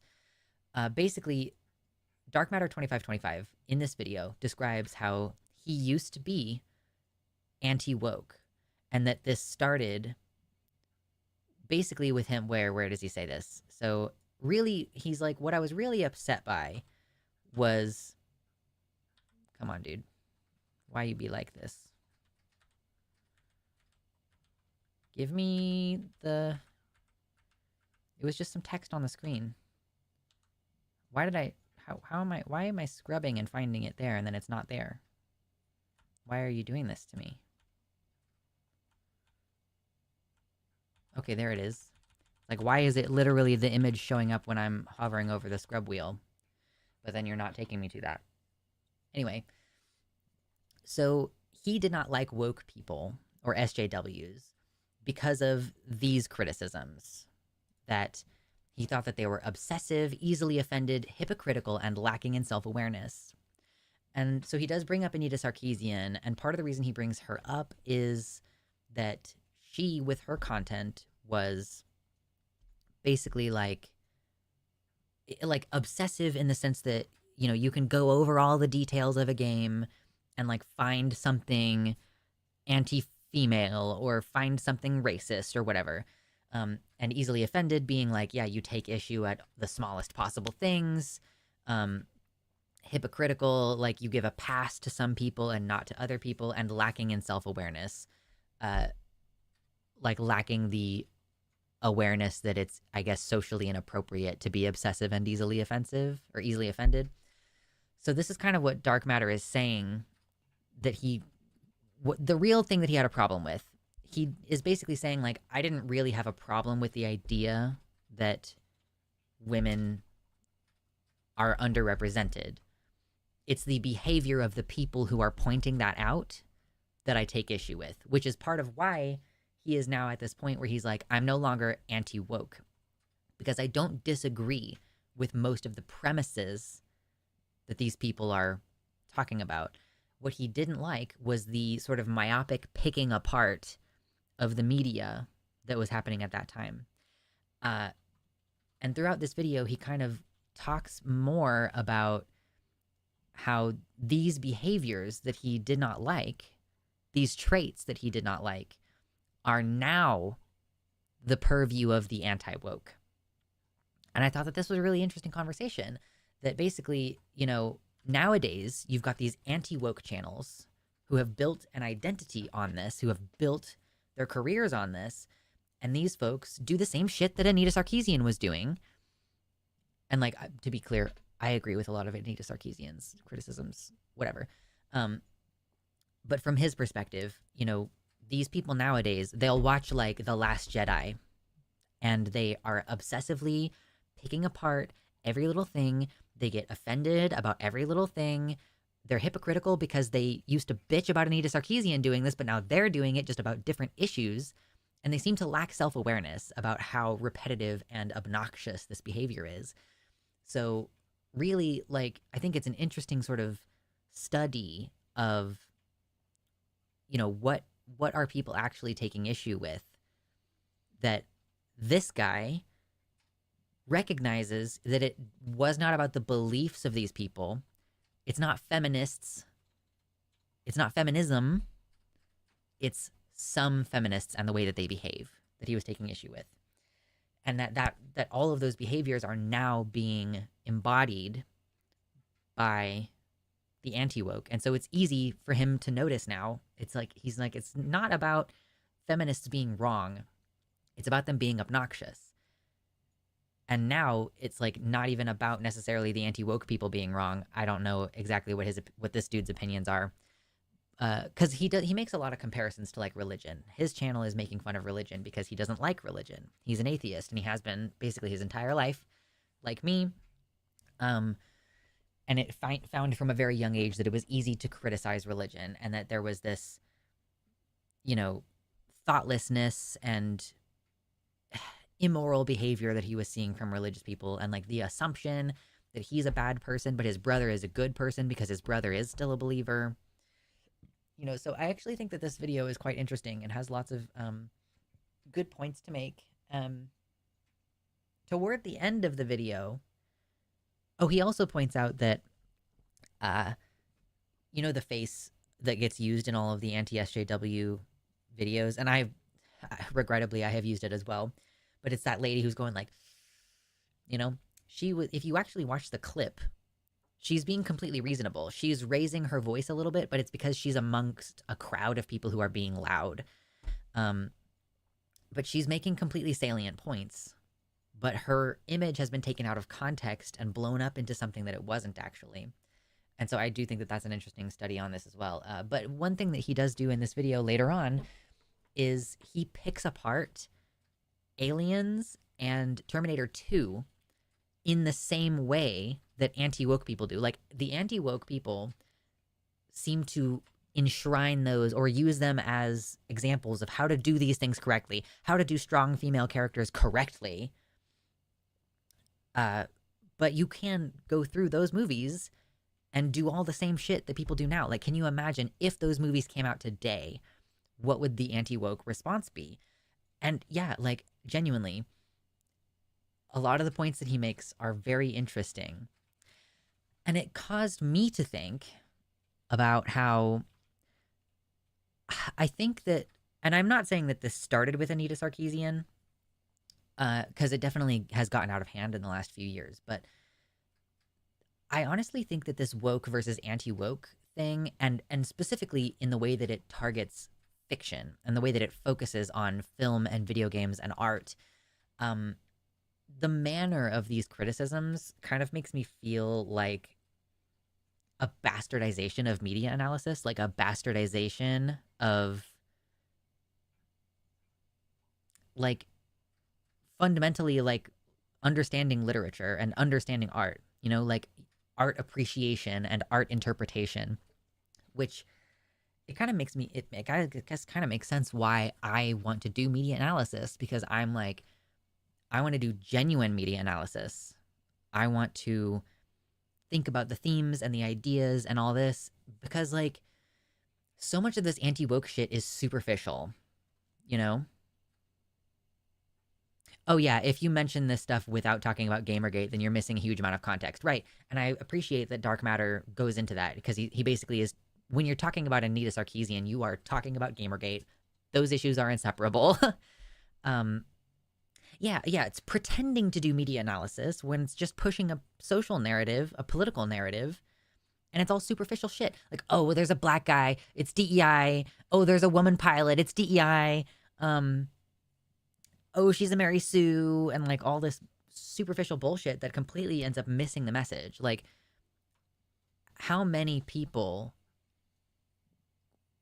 like, I don't know, I always think of The Last Jedi because I feel like that was such a concentrated, like, there was so much outrage about the Last Jedi. And let me know, like, is there another one single movie or one single game or whatever that has engendered as much animosity in the anti-woke people as The Last Jedi? Because, like, I like that film. I actually think it's the best Star Wars film I've ever seen.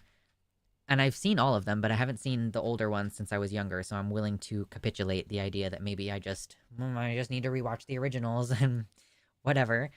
But like, genuinely, The Last Jedi explores interesting themes that, like, I feel like so much of that conversation has been lost. And Gayfesh, you've said this before, and I agree with it completely, that sometimes you might have a salient criticism of something like The Last Jedi, but it is very difficult to talk about that without being kind of lumped in with this whole group, or like to try to make yourself stand apart from this group of like absolutely insane shit TLJ was probably the broadest, but I noticed the most directly violent aggression directed at the Acolyte. Really? That's quite recent.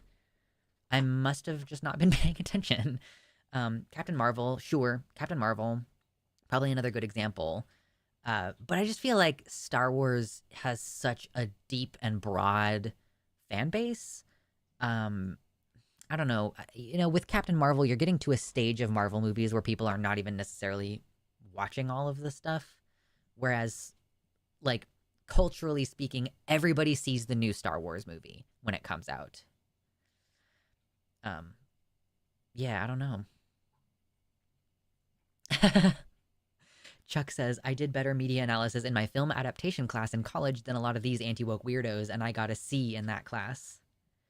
You literally could not talk about the Acolyte on Twitter in a positive context without getting immediately harassed. Okay, cool. So I guess, sure. Like, I was just thinking of those as two different things. Like, the number of videos that were coming out about how bad The Last Jedi was versus the social media commentary bullshit.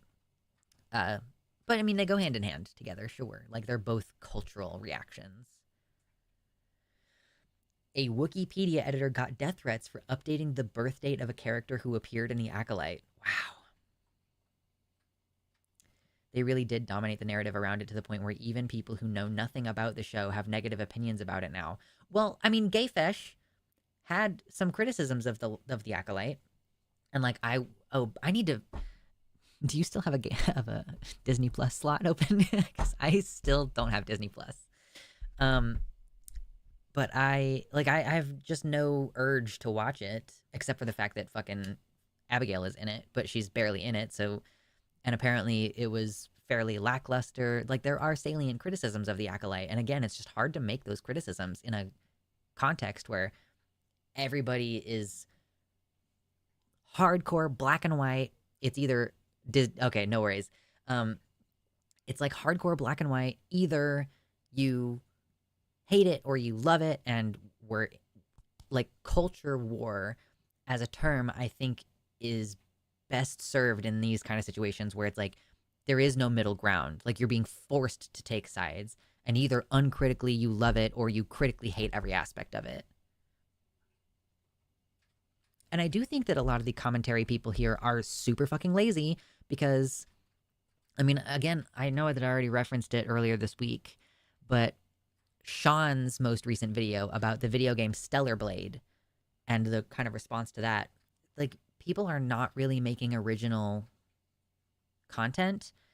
These people are like, there's the original article in the French version of IGN's review of Stellar Blade that, like, people could go back and read the article to know the full context, but one dude tweeted saying, oh, IGN said this, blah, blah, blah, blah, blah. And then a bunch of people are just going off of that tweet and not reading the article. And then there's a bunch of people making a video based on the video that they originally saw that is based on the tweet and didn't read the article. So it's like, it's that Voosh, or not Voosh, it's that Roosh V thing. H Bomber Guy uses it in his videos. Like, oh, you guys are all writing the same article. You're all copying yourselves. But that is what the anti-woke thing is. But it's like, I guess, like, people are just really feeding off of the frothing at the mouth intensity of these feelings. Like, rage is what sells, which is part of why I don't think I'm going to be especially successful as a video essay person. But, like, feels like a show without criticism would probably have to be bland as hell. Exploring the topics and having characters make terrible decisions is what makes it work. Sure, yeah. Well, you could have just done this. Well, then there wouldn't have been any dramatic tension. Yeah, so it's kind of predicated on people making dumb decisions sometimes.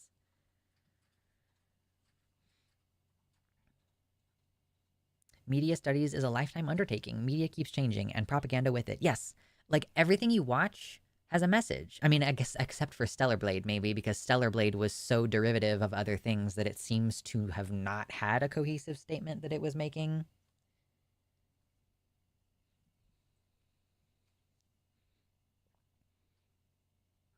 fractally stupid and frantically vapid.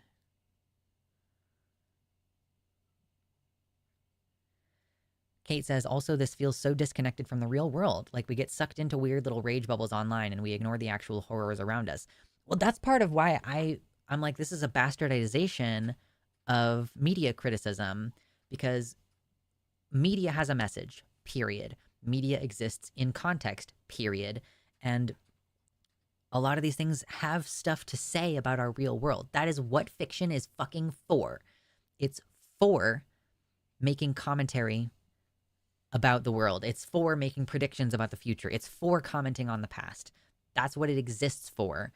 So when people engage with it in this superficial way, oh my God, they hired a woman just because they wanted to make more money, blah, blah, blah, blah, blah. You deprive the work of all of its artistic value by doing that.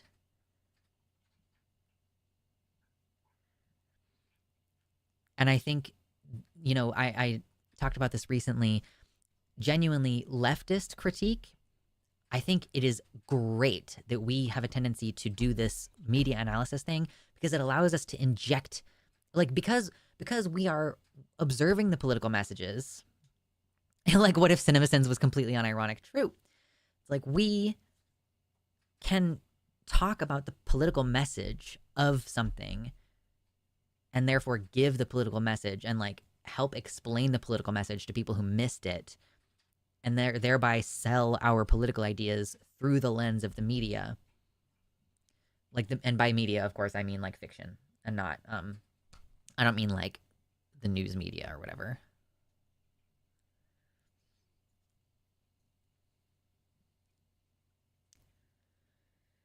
Same thing happened with a Jaguar commercial and right-wing media, because they all said the same thing about it. Yeah. I can't remember what it was. There was some video. Oh, it was H. Bomber Guy's War on Christmas video, I think, where he was like, he put up this collage video of all these different news people literally reading the same text about like the War on Christmas, or something like that. I can't remember if that's exactly what it was, but I think it was H. Bomber Guy.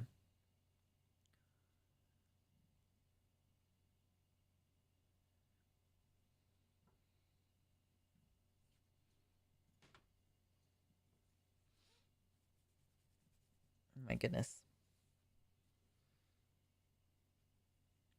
Like, imagine what could be accomplished if all of this dumb, like, attention to the superficial aspects of any media attempting to incorporate women or people of color or whatever, or if there's a gay character. Like, imagine if there was salient criticisms being made by all those people who are frothing at the mouth over War on Christmas. Starbucks cups. That sounds about right. Oh my God, I need a haircut so badly.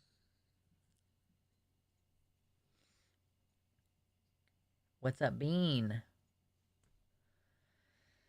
So anyway, basically, like, this video, Why I Stopped Being Anti-Woke by Dark Matter 2525, is quite interesting. I think it has a lot of value, and I would recommend people watch it. I'm not going to scrub through all of it. I just wanted to kind of give my thoughts, since Rain Raven had asked about it before. Yeah, I thought this was a good video. And I like it when people are willing to, like, acknowledge that they were wrong in the past. Or, like, I changed my mind about something.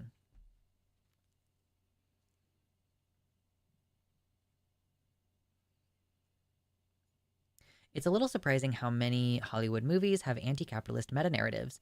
Like, I wonder if it's a controlled dissent thing, or if the executives just don't have any literary comprehension, or if they're just making money off of our frustration. A little bit of all of those things, probably. Probably a little bit of all of those things. Because that's, again, like, I agree that it is shocking how much of our media has an anti-capitalist message. And like, what impact has that had on society and all this? A failure to put the effort in and understand nuance drives a lot of this black and white thinking. Well, another one of the big things is that not only are we underfunding those kinds of education things, like we underfund the arts and literature and stuff in schools. And also, when kids are in school, they have a shitty attitude about English class. They're like, I don't like this. This is dumb. What's the point of this? And it's like, the point is so that you can fucking recognize propaganda when you inevitably encounter it in your real life. Could also be the directors and producers art slipping past the execs. Yeah, I mean, that's kind of what was being suggested, is that maybe it's just like the executives in charge do not have the literary skills to notice the messages in the text, which I like, probably. Oh, that's true, though. Timerinia says that the anti-capitalist meta-narrative eventually ends with no change and the main characters or structure of the society going on as normal, just with better people at the top. Classic Harry Potter moment.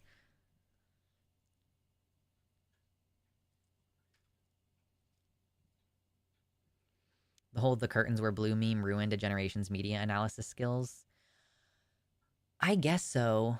What was I watching? I was watching something recently. I mean, shit, it might have been the Sean video, or it could have been something else. Oh no, maybe it was David Lightbringer.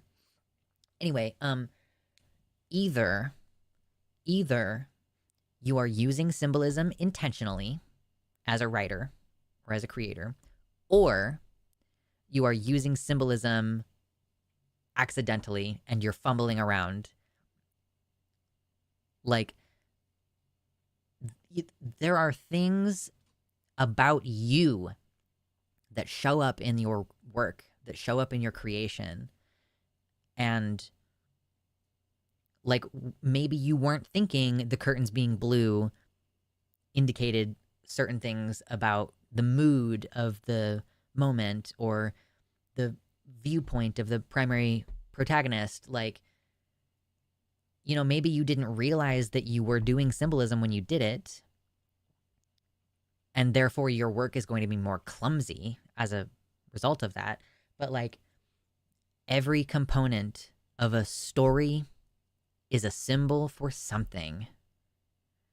Thank you, Jaina. I appreciate it. Yeah, sorry. I know I do this thing where sometimes I take forever to get to the main issue of the night, like the spice.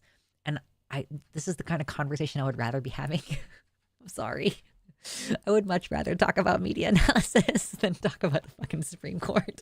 I will get around to it, I promise.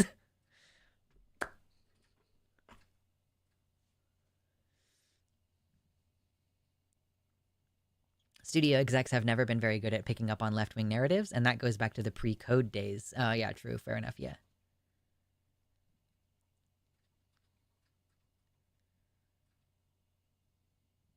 Unconscious bias and all that, kind of always accidentally using symbolism. If you're lucky or focused, you get to add something on purpose. Yeah.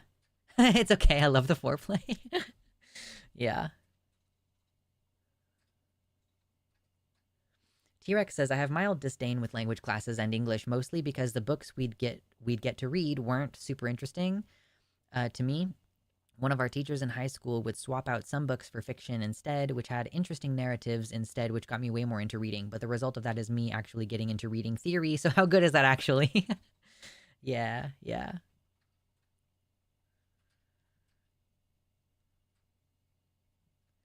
Bad media literacy is annoying, whereas SCOTUS is scary. I am not brave.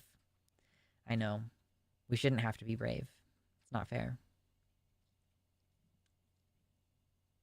Look how long it took the right to figure out that The Boys was about them. Yeah, didn't the right wing like love The Boys until in like season 3 or 4 it became very obvious that what they were criticizing was right wingers, and now they're like, The Boys went woke. It's like, they were woke the whole time. You're just too much of a fucking moron. The what's in the box is a striptease then? I guess kind of, yeah.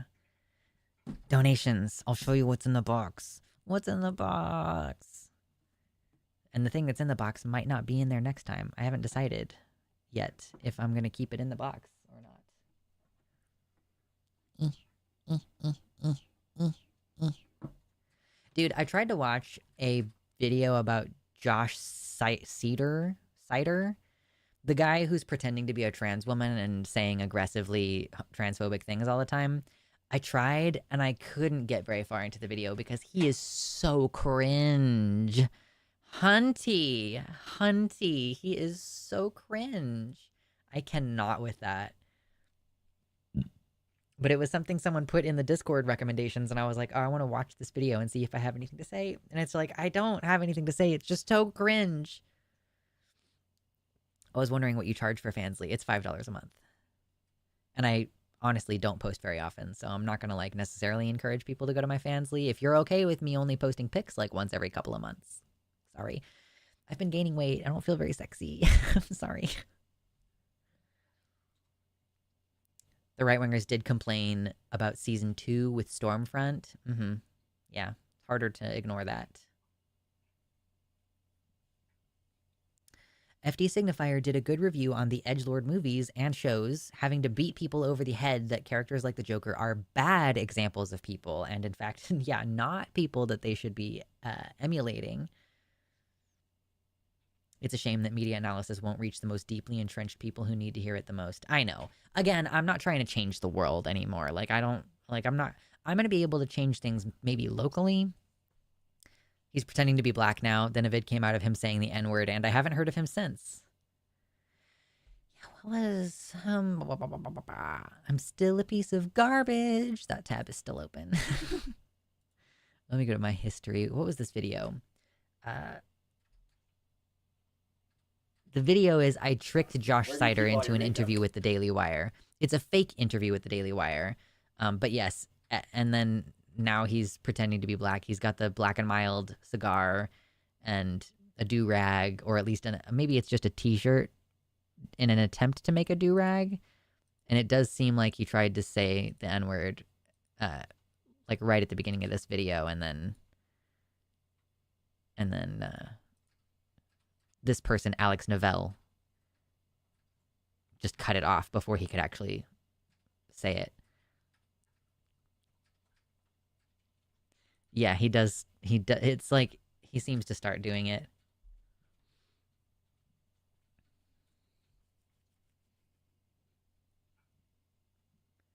FD, my favorite exhausted media teacher. I can't remember what it is that FD Signifier did that made me kind of go, I don't know that I like him. I don't remember.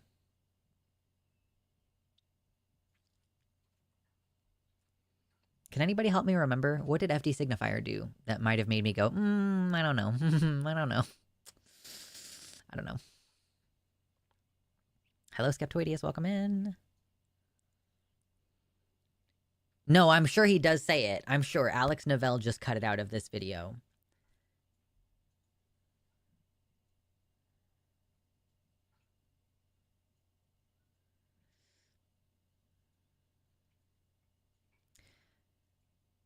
I love how Stormfront just explicitly says, people like my ideas. They just don't like the word Nazi. Oh no. Is that the, wow. Nope. Nope. Hold on. Carl Urban?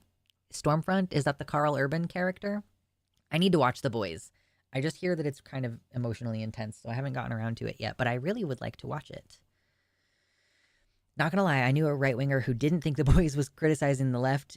He just worshipped Homelander unironically. Like, he just wants us dead and has overtly said it. He thankfully doesn't know where I live, but he's local to me. Ooh, that's scary.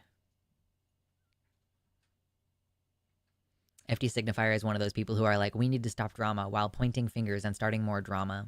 Okay. I just feel like there was something specific, and I have no idea what it was now.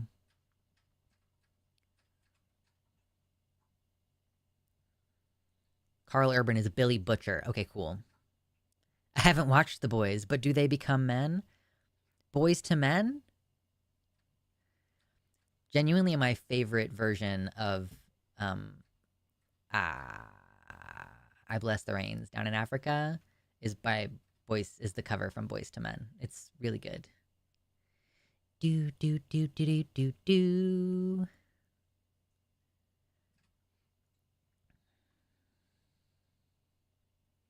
Stormfront. Oh, Stormfront is a female. Okay, the actress is Jewish. Oh no. FD got very into the drama surrounding Jessie Gender and some anti-breadtube things for a bit before he was like, oh no, drama is kind of cringe, actually, and then still does drama. Okay, cool. He somewhat defended DJ Mule. Might have been that. He was just like, you can't police who I interact with just because of their words and deeds. Oh my goodness, guys. Oh, God, people are so funny.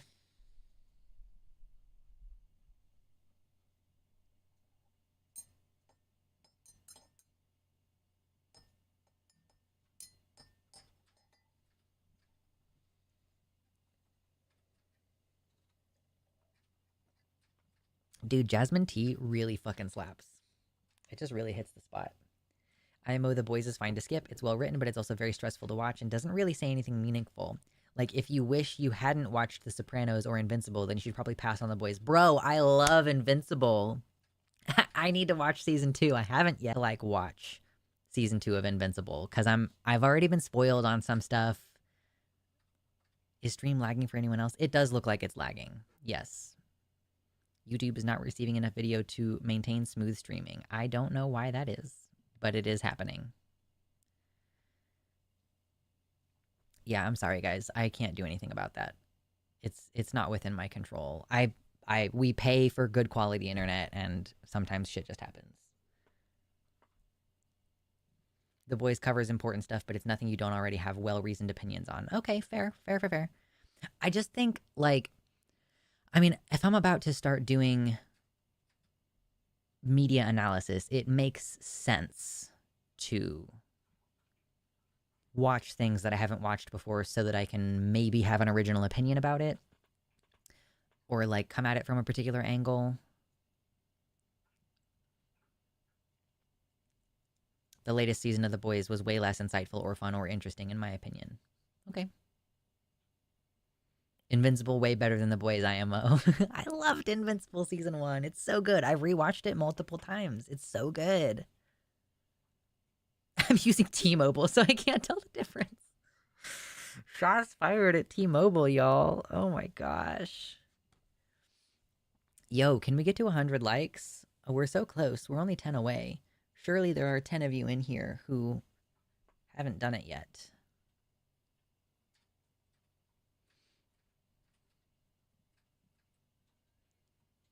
But I haven't seen The Sopranos. Yeah, that's like a classic. I know it's a classic, and I know how it ends. I'm pretty sure The Sopranos, it's the one that it has the, like, hard cut at the last episode and you don't know what happens next, right? Because I watched a Lindsay Ellis video about it. Invincible season 1 was so good, I overcame my ADHD and read the entire comic run. My partner did want to buy the omnibus, and it was just very expensive. It was like, I don't know if it's worth it to buy the omnibus for this.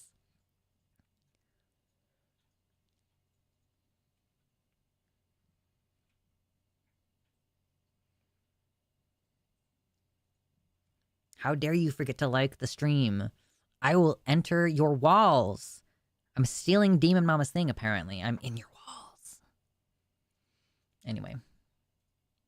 Ooh, next week, new episode of the Many Worlds Hypothesis, where we're going to talk about the Avengers, right? It's the Avengers next. Me and Gayfesh and Demon Mama talking about Marvel movies. Lots of fun.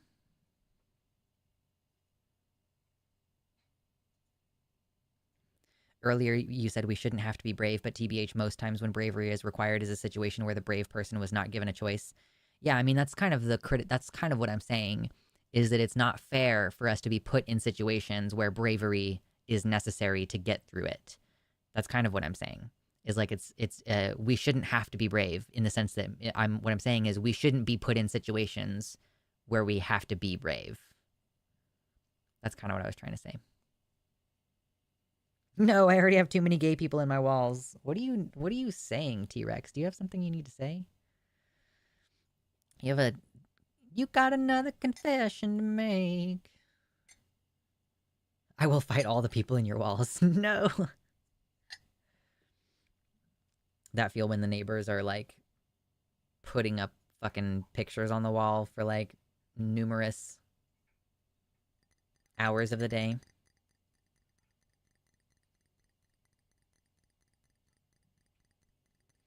Yeah, I'm gonna make the time. I'm gonna make the time this week to watch Invincible. That sounds good. That sounds really good.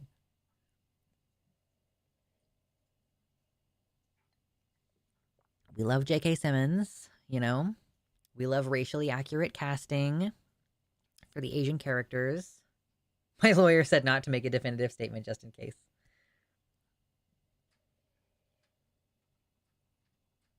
Mm. Okay, now that all the tea is gone, why is all the rum gone? Let's talk about the issue that you all are here for, which is the SCOTUS. How is the video doing today? Is it doing better than it was earlier? I'm curious. I'm midstream and I shouldn't do this, but yeah, it's only got 156 views. Sag. I've gotten a couple new subscribers though, which is good. Is this gonna tell me whether it's? Yeah, it's not gonna tell me yet who the audience is. But again, it's only 100 viewers. I don't know. If I had just restarted my channel over, 156 views would be fucking really good. So I'm just gonna be grateful. Anyway. Ooh, now is the perfect time to watch Invincible Season 2 because Season 3 premieres in February and they are not doing a mid-season break. Okay, that's exciting. The TYT drama? No, I didn't know that there's new TYT drama. What is that?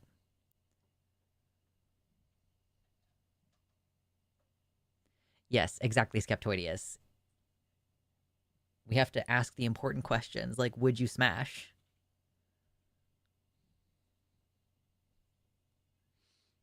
Thank you for watching the dragon video.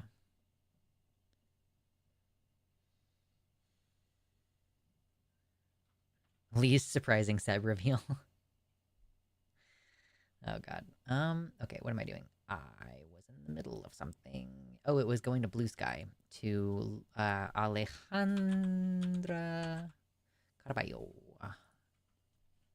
So we're basically just going to read some tweets about the Supreme Court.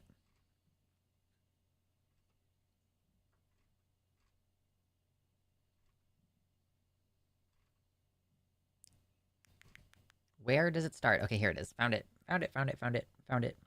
One does not smash a dragon. The dragon smashes you. This is dragon bottom erasure. Bottom erasure. Dragons can be bottoms, okay? Sometimes the dragon wants to be smashed. They have plenty of holes, okay? Imagine sticking it between their teeth. Anyway, I'm gonna shut up now. You'll get your Smasher Pass bullshit in the future videos, okay? I can't wait to watch the D&D movie. I'm actually pretty excited. Oh my god. Jenk from TYT got drunk and talked shit on a whole bunch of left-wing YouTube. It's not surprising, but a lot of people were talking about it. Ooh, okay. Yeah, I didn't see anything about that, actually. I wonder if it's because Jenk is not relevant. What are your thoughts on brat tops? I mean, isn't the whole thing about being a brat that it creates tension in a sub-dom situation? Andes, you're swerving into sexual harassment of me at my job.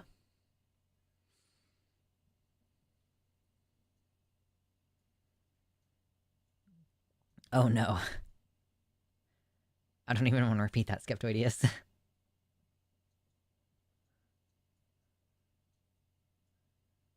What are we sticking between dragon teeth? Our arms? You're sticking your fifth appendage in between the teeth. Like, presumably, like, so you're like, there's like, okay, here's a sharp tooth and here's a sharp tooth and there's like a space in between, right? And you can just fit it right in there, you know? It's gonna be wet, it's gonna be warm, potentially slimy.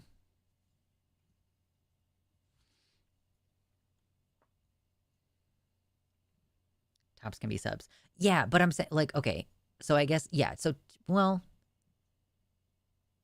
a brat has to be a sub but a brat doesn't have to be a bottom.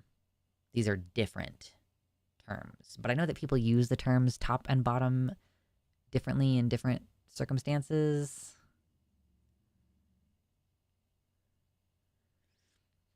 No, we don't need to crack skulls. It's okay. But, like, don't make comments about wanting to have sex with me. It's deeply inappropriate. I'm married. Thanks. Yes, potentially very warm.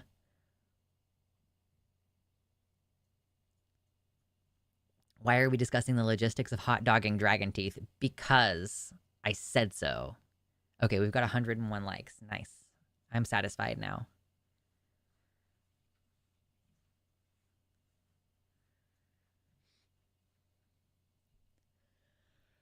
Okay, so I just want to look at Alejandra's tweet thread. What did I just do? This is what I meant to do. And by tweet thread, I mean Skeets. I'm trying genuinely not to be on Twitter as much. I'm not doing a very good job, but I'm trying not to be on there as much. Anyway. So, Scrimetti Oral Arguments live thread.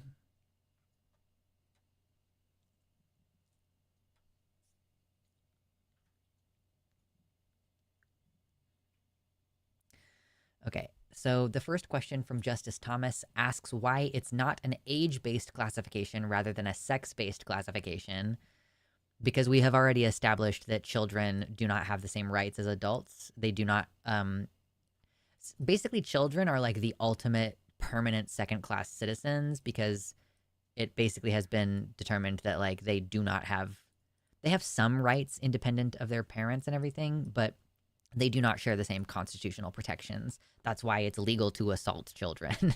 Like, you know, you can spank children and it's many places not considered a form of assault or abuse. What's up, Dane Catlord? Feel like I haven't seen you in a bit.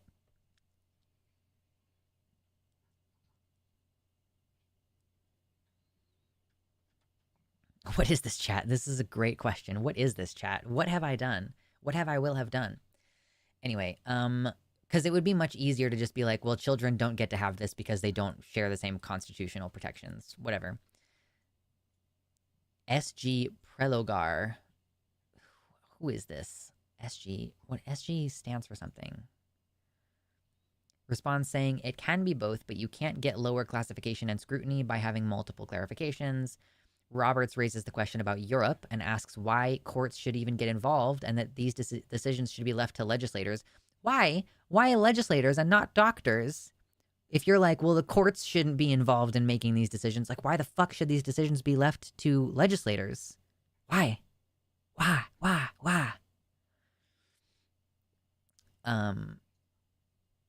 Really rich for Roberts wanting to leave discriminatory legislation to the legislatures, but wants courts to scrutinize every single regulation. Right, and this is right after the Chevron doctrine has been fucked around, you know, that basically the courts are putting themselves in the position to judge literally everything that normally is handled by a regulatory agency. And they're like, but we don't have the expertise to scrutinize this discriminatory legislation. Oh, for sure. Yes, children are the ideal launching pad for what would otherwise be controversial issues. You start by saying, well, it's of course children can't make this decision, and then you increase the age to like 25. Oh, goodness, flower person. Okay, let me just explain this really quick. There used to be this principle that so the original court decision was Chevron. And the new one is called something else, and I cannot remember what it was. But basically, this said that, so laws get written about, like, you're not allowed to dump fucking pollutants in the river or whatever, for example. And the Environmental Protection Agency, the EPA, had the authority to interpret those rules, to interpret the law, and then apply the law. And because the EPA has a staff of people who are knowledgeable about environmental issues. So basically, the idea is that all these different governmental agencies have expertise in their particular issues, and that's why they have discretion to decide how to interpret those regulations. So what the Supreme Court recently did is they struck down the Chevron doctrine. And what the result of that is that if there's ever a question, like if, for example, the EPA says, no, Boeing or whatever other company you want to insert here, you're not allowed to dump toxic waste because of this part of this law. If Boeing doesn't like that the EPA told them not to dump the chemicals, I'm just making up a hypothetical here, then Boeing can sue the federal government and say, well, here's the thing is that you don't have permission to tell me what to do because you're just the EPA. And then it becomes the court's decision. The court then, because the judicial branch are the only people allowed to interpret the law. So basically it is up to the judges now to decide whether certain things are okay or not. So because the way that our country is set up, this has potential to basically destroy all of our environmental protections. It has the potential to destroy all of our food safety regulations.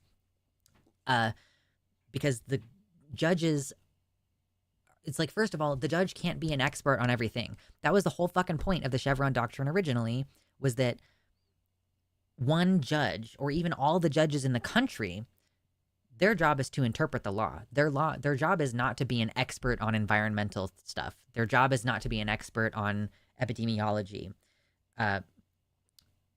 So it's basically taking away the power of the regulatory bodies to enforce the law as it's commonly understood.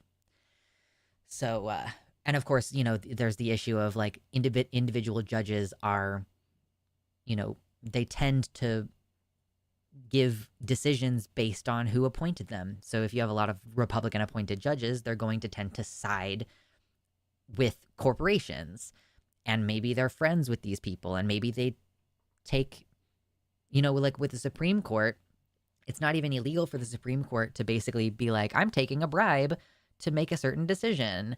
With lower courts, there are restrictions, but with the Supreme Court is literally immune from the rules about not taking bribes and shit.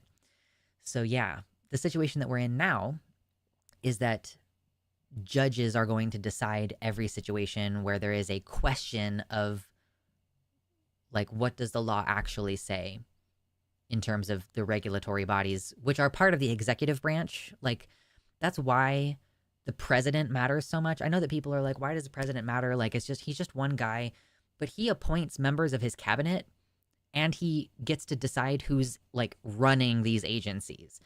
There is a staff that remains there from one president to the next, but the person in charge of that organization, like the Department of Justice, for example, that's somebody that the president chooses. So the entire executive branch is related and is involved in this. So yeah,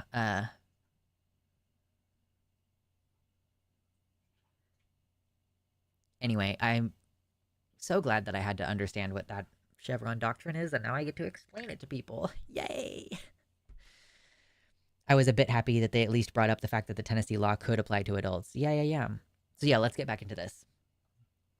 Yes, so, Roberts is sitting here saying, well, why are we even getting involved in these decisions?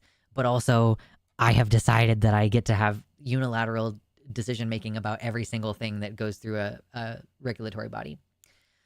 Alito directly references Europe and the restrictions there, tries to get, what does this mean? SG Proligar. Like, Proligar, she is, I believe this is the lawyer, one of the lawyers representing the plaintiffs. So representing the people who are suing the state of Tennessee.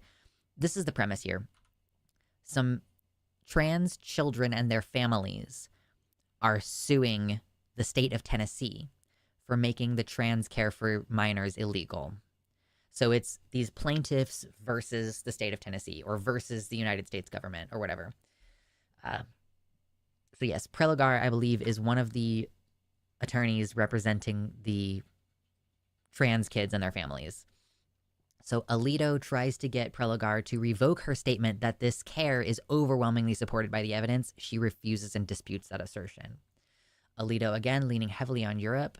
Not on the record, but so much of it was pushed by SEGM specifically to obtain this outcome. So this was a purposeful strategy. Alejandra is an attorney, right? Yeah. So she understands a lot of this stuff way better than I could. Alito brings up Geduldig and Dobbs as to why medical care restricted to one sex is not discriminatory, as to why Bostock does not apply. Yeah, the fucking Dobbs thing is going to be haunting us for generations. Alito continues very into the weeds about the Cass report, which we've discussed. The Cass report is bunk bullshit, and the NHS policy in the UK. He clearly has an intense interest into this. He continues to bring up Geduldig. I don't know what Geduldig is. It's another Supreme Court case. And Dobbs. Prelogar pushes back on this and says that the law relies on facial sex classification. I don't know what that means. Sotomayor gets her first question in and reinforces that it's a facial sex classification. What does that mean? I have to look that up. I have to Google it. What does it mean? Facial sex. Where am I? No. Come back. Facial sex classification.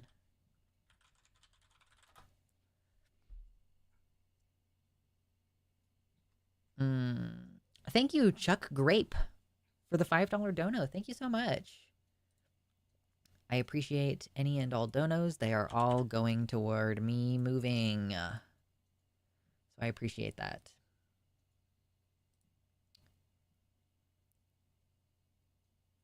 Nice, kitty. I'll take a look at that later. What does this mean? Facial. Facial? I don't know what they're trying to say.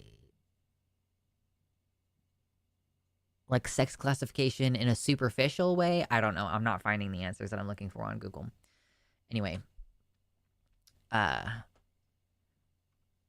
Sotomayor pushes back on the appeals to Europe by saying that the care isn't outright banned there, and even the Cass report said not to ban care outright. That's true. Sotomayor extols on exactly why we need heightened scrutiny in the law to protect against discrimination and asks, isn't it clear that trans youth need this care? Sotomayor raises the stakes of this case by bringing up the risks of suicide and the harms suffered by the plaintiff. Sotomayor again raises exactly why heightened scrutiny to protect against prejudices in society is necessary. Justice Kagan asks whether if this should be viewed as direct discrimination against trans youth as a class. The attorney says yes, but that sex classification is a better path for the court. Clearly, Prelogar is worried that the court would not recognize trans people as a quasi-suspect class. Not even Obergefell went that far for sexual orientation. Yeah, so basically, some of these issues, it seems like, okay, well, why aren't gay people given a specific protection for being gay? When we have cases before the Supreme Court which argue that gay people shouldn't be discriminated against, it's because of a sex-based discrimination. So, you know, if you wouldn't fire a woman for getting married to a man, but you would fire a man for getting married to a man, that is sex-based discrimination because you have discriminated against this person on the basis of their sex in a situation where you would not have discriminated against someone else of the same sex or of a different sex doing the same behavior. So and like this has also been the case with trans people in the past. You know, if you would fire a trans woman for wearing a dress, but you would not fire a cis woman for wearing a dress, then you are doing sex discrimination against the trans woman. So, yeah, that's kind of been the argument in the past because, like, quasi-suspect class in this case basically means, like, yeah, we have definitive protections about sex-based discrimination, but we don't have explicit protections for trans people or gay people. So we are, in the court system and in the law, we are arguing that these are sex-based discrimination. Fascial refers to prima facie, which is basically Latin for no duh, obviously. Okay, thank you, Kimberly. Thank you. Yes, I think it's fascial, not facial. Prima facie.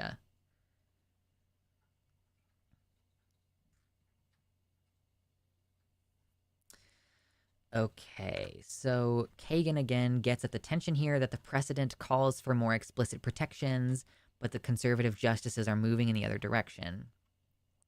Kavanaugh reinforces the Chief Justice's point about why discriminatory laws like this shouldn't just be left up to states and why courts should be involved. What? No, that's your fucking job, is to make sure that constitutional infringements aren't happening at the state level. Oh, no, where'd chat go? No, come back, chat. Okay, cool. Thank you. You're back now. I missed you. Prelogar pushes for a narrow decision about just setting a heightened scrutiny standard without getting into the details. Clearly, this is the strategy for any unlikely win in this case. Alejandra says, clarifying my Kavanaugh point, he's hinting at siding with the states under false judicial modesty, which is not good. Yeah, like, we don't need to get involved. Like, we're not the experts or whatever, and leave it up to the states. Honestly, my interpretation of this, today's oral arguments, is that, are we surprised at all? I called it fucking months ago. They are not going to rule in favor of trans people having protections under the 14th Amendment. They are going to rule states' rights on this. And nothing I have seen about the oral arguments today indicates anything different, but, holy shit, maybe. Given the sheer mountains of anti-trans laws being introduced, I feel like there is a case to be made for trans to be a protected class. Yeah, but you would have to, amend a lot of different things to include sex and gender identity. And we have seen an attempt at doing this. Basically, the Biden administration basically said, we are sort of de facto including gender identity and sexual orientation in our interpretations of sex discrimination. And I think the Supreme Court said, fuck you, no, you're not doing that. So you would need to, pass laws to amend those protections, as far as I understand it. Law is complicated, it turns out. And it's easy to not understand it very well. Unironically, what about states' wrongs? I know. Kavanaugh brings up concerns about fertility and regret. Prelogar pushes back, saying that puberty blockers don't stop fertility and the medications can be stopped, and raises that loss of fertility isn't a given, raises potential of more targeted regulations. Kavanaugh again tries to press Prelogar on detransitioners and gets her to confirm that they exist, but that they constitute a very tiny small portion.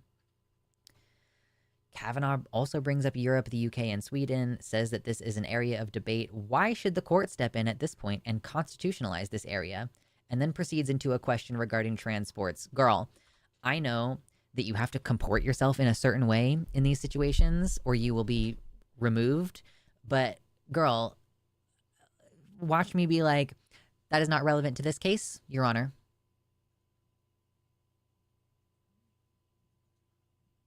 We're talking about access to trans healthcare. Why the fuck are you talking about trans sports? That has nothing to do with what we're talking about today. What's wrong with you that you're bringing this up? That's not relevant. I find this shit very annoying if it wasn't obvious. Okay, Prelogar responds to the sports question by Kavanaugh and says that courts have already focused on the heightened scrutiny in those cases. Kavanaugh presses again on how heightened scrutiny would apply on sports. Prelogar demurs on the question and says she can't really answer at this point because it's not fucking relevant to the case. Anyway, Kavanaugh keeps on pressing about sports. Prelogar concedes that sports bans could clearly prohibit trans women from women's sports and then falls back to specifically focusing on medical care. Yeah, just say, Your Honor, that is not relevant to my case. How do you say I don't respect the opinions of a rapist in Supreme Court ease? True.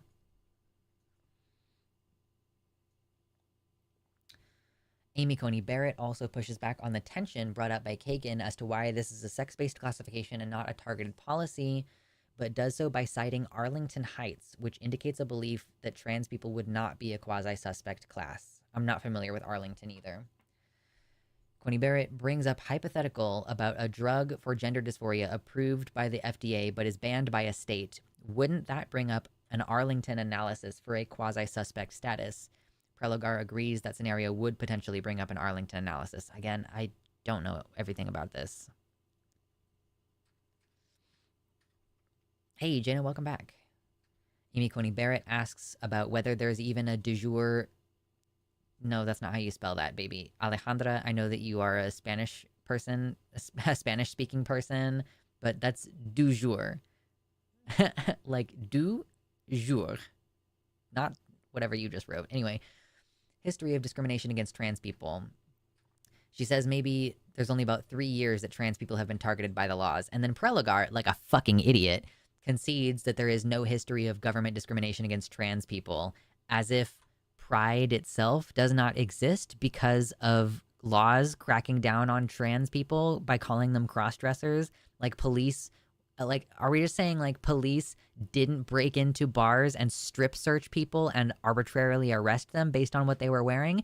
And you're saying that there's only been 3 years of laws targeting trans people, and the fucking lawyer who is arguing in favor of trans people doesn't know that? Is it de jure? Okay, my bad. It's probably some Latin bullshit then. Okay, my bad, whatever. Is it even pronounced de jure? It literally says not to be confused with du jour. De jure describes practices that are officially recognized by laws or other formal norms. Okay, so yeah, it's basically saying, like, formally, has there ever been discrimination against trans people? Yes, obviously. Fucking moron. If I was like the plaintiff in this situation, I would fire that lawyer immediately. Like, no. You're fired.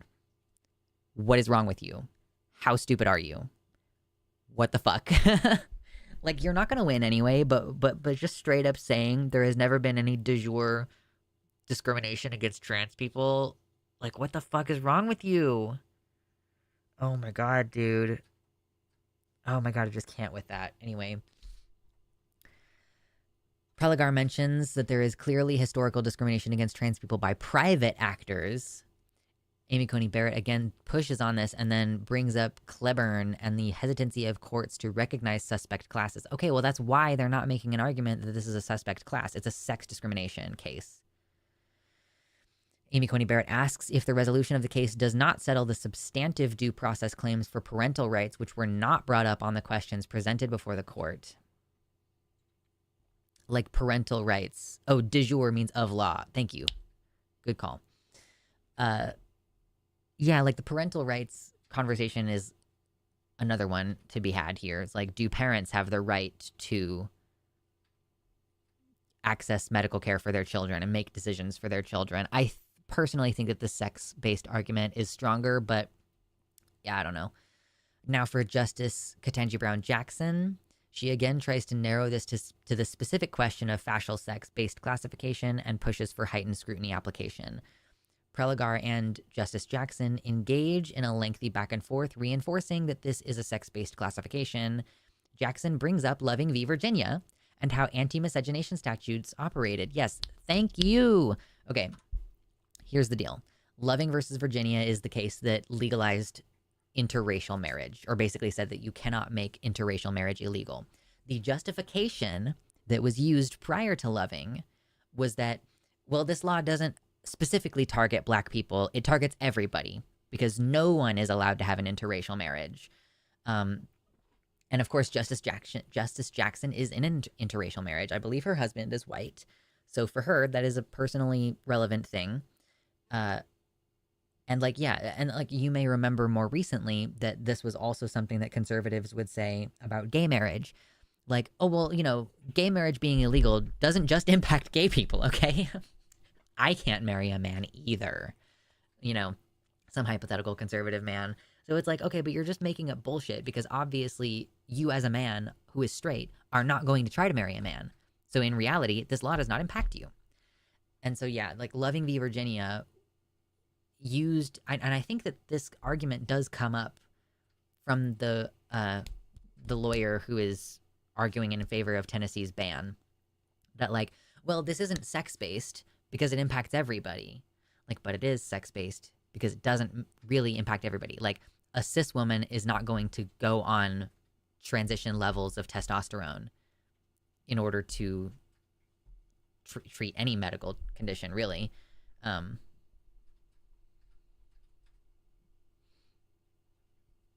Yeah, we've got one justice with a base understanding of law and history. Hold on. Yummy. That was a great burp. Okay. There's another one. Cool. Yes, notably, Justice Jackson is in a mixed-race marriage. She brings up Loving heavily about why a ban on interracial marriage was a race classification, but a ban on gender-affirming care is not a sex-based classification. Chase Strangio is up, the first openly trans person to argue before the Supreme Court. Dude, this, at the very minimum, is, like, this is the one kind of heartwarming thing about this, is that a trans man went before the Supreme Court and argued for trans rights. That has never happened before. Never. At least not an openly trans man. So that is a big deal. Of course, again, I don't think it's going to make any fucking difference, but it is very cool. First question for Chase is from Justice Thomas. Asks if they're successful, what would the remedy be? Strangio says that this would prohibit Tennessee from enforcing the law on his clients. Alito then goes to fucking Europe again, and whether it's appropriate to apply heightened scrutiny at the current moment. It's clear throughout this that the climate change denial strategy around care to manufacture a debate has been wildly successful. Good point, Alejandra. Amy Coney Barrett, again pressing on heightened scrutiny here, asks whether courts should even really get into these kind of weeds, because they haven't before regarding medical evidence, etc., and again points to wanting to just let legislators do whatever they want. Okay. Sotomayor asks to clarify about the difference in desistance and regret rates. Chase clearly rebuts about how the high desistance numbers cited are outdated, decades old, and under a prior, completely different diagnosis. Yeah, good shit.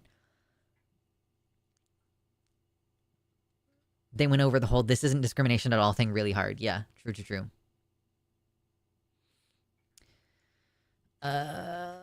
Alito brings up whether, if heightened scrutiny applies here, can other kinds of regulations would also be struck down, such as waiting periods, licensing, reporting requirements, if they really cared about these youths. Asks Chase if judges would have to dive into the weeds and endless litigation.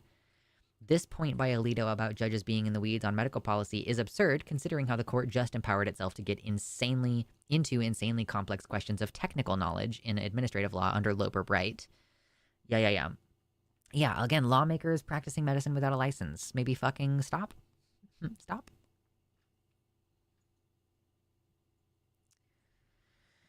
So basically, yeah, this premise of heightened scrutiny, I don't know if I've explained it, but heightened scrutiny means, like, should we look at these laws more closely because they could be discriminatorily impacting one group over another? Or, like, should we just give them the regular scrutiny of, like, yes, you can pass laws that only impact certain groups of people. It's just that there are certain protected classes that cannot be legislated in a certain way, essentially. The point, Alito says that the care is hotly disputed and asks if Chase maintains that the care reduces the risk of suicide and depression and if the evidence shows that. Chase pushes back forcefully, saying he believes it does. Alito then challenges whether transgender status is even immutable. Fuck. Chase says that yes, being transgender is an immutable characteristic. Alito then again goes on a long monologue about the role of the courts and whether they are properly situated to address issues of a medical nature rather than the people's representatives. Same logic as Dobbs. Well, but again, okay, if you think that you as a judge are not properly situated to address issues of a medical nature, then why the fuck would a legislative body be either? Are there any doctors? I'm sorry. Are there any doctors in the Congress of any of these states? Maybe a couple. But this is, like, whether it's a politician in the form of a judge or a politician in the... I don't know that judges aren't supposed to be politicians. They are. Like, in what situation is a probably lawyer who has been elected to represent people's interests, like, in what way is that person an expert? And why is the answer to this, let the states restrict people's access? Instead of, like, why don't we go completely hands-off with this and let doctors do their job? This is the part that is so frustrating about all this, whether it's abortion or whether it's the transgender question. Like, girl. Truly, yeah. Viren says, translating Amy Coney Barrett and Alito's bullshit, they're basically saying, I've made my decision and will reach to make it not sound unreasonable to people who already agree with me. Yeah, it's fucking bullshit. Thomas comes back in and asks questions about what exactly one sex can do that another can't, clearly devolving back into this applies to everyone logic. Chase pushes back that trans girls can't take hormones consistent with their gender identity and vice versa.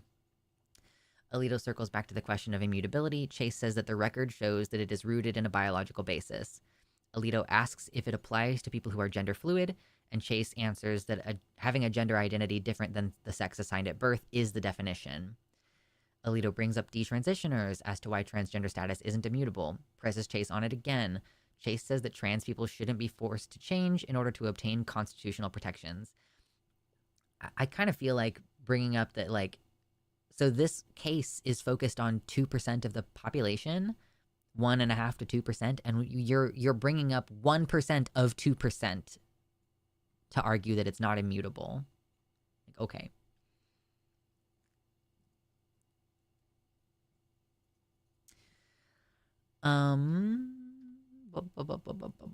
Alito yet again pushes on immutability and points to people with schizophrenia who are only subject to rational basis under Kleburn.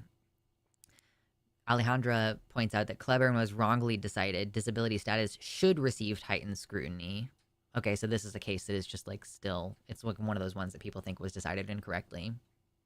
I did not like your answer. I'm going to ask the question until you say what I want. True. It's entirely clear that Alito wants to preclude transgender status from being recognized as a class for constitutional protection. Yeah, because I don't think that disability doesn't is not offered the same protections. Obviously, we have the Americans with Disabilities Act, but I don't think that it's like a protected class in the same way that like race and sex are. But it should be. Not to mention people who detransition because of bigots like him. Right. Like, of the percentage of people who detrans, most of them end up retransitioning later. Kavanaugh comes in and says regardless of scrutiny level, there is still the state's rationale of health and safety. Says that either way, some group would be harmed and places detransitioners and trans people on equal footing. Hate that. Chase pushes back on this, that the legislator is taking away the choice of families and their providers from making these decisions themselves to weigh the benefits and risks. Right. In what other situation do you make medical care illegal based on the potential risk? We don't do that ever. Kavanaugh continues to push on the detransitioner line and asks Chase to concede that detransitioners exist as a factual matter. And Kavanaugh then moves on to a sports question again. Oh, it's the Solicitor General. Okay, Chase agrees with Pelagor, whatever the fuck that person's name is. Amy Coney Barrett comes back onto the point of de jure discrimination and followed up on Chase bringing up cross-dressing laws. He reiterates that and the military ban as government de jure discrimination. Yeah, fucking obviously. Justice Jackson tries to rein it back in again to say that it's fundamentally a threshold issue of what level of scrutiny applies, and many of the other questions getting beyond that issue. She comes back to Loving v. Virginia, jokes that she's getting kind of nervous, references that Virginia also cited science to back up its anti-miscegenation laws, and outright states that she's concerned about the erosion of bedrock cases of civil rights. Okay, but do you agree that people who regret knee replacements exist as a factual matter? I would say yes, they represent 1% of all people who seek gender-affirming care.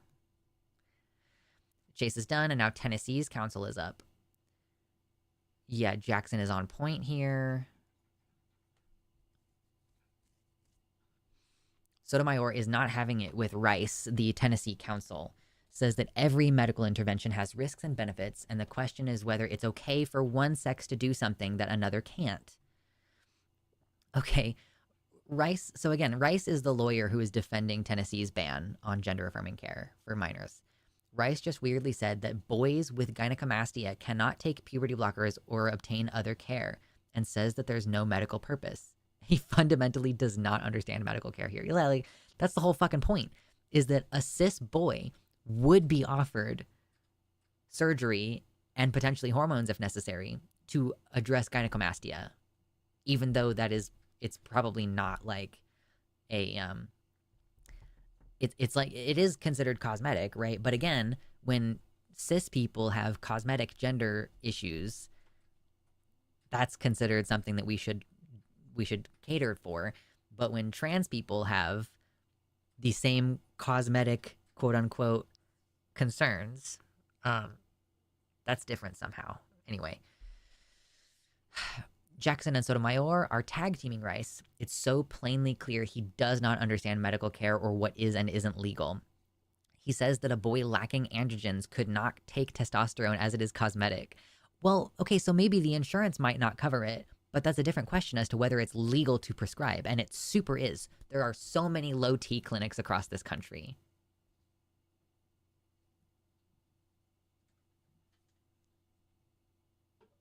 Yeah. We're on the same wavelength. This whole exchange is exactly why legislators and lawyers should not be involved in medical care. Rice says that it is not about, quote, a substantive right to engage in nonconforming behavior. Sotomayor asks us explicitly that Tennessee's position would be that they could ban care for adults. Rice affirms that they could, and Sotomayor seems shocked by his answer. So Rice confirms that yes, this ban could expand to adults. Rice says that the democratic process is the best check on discrimination. Sotomayor destroys him and says, how can it protect 1% of the population when historically the democratic process didn't protect black people or women from centuries of discrimination?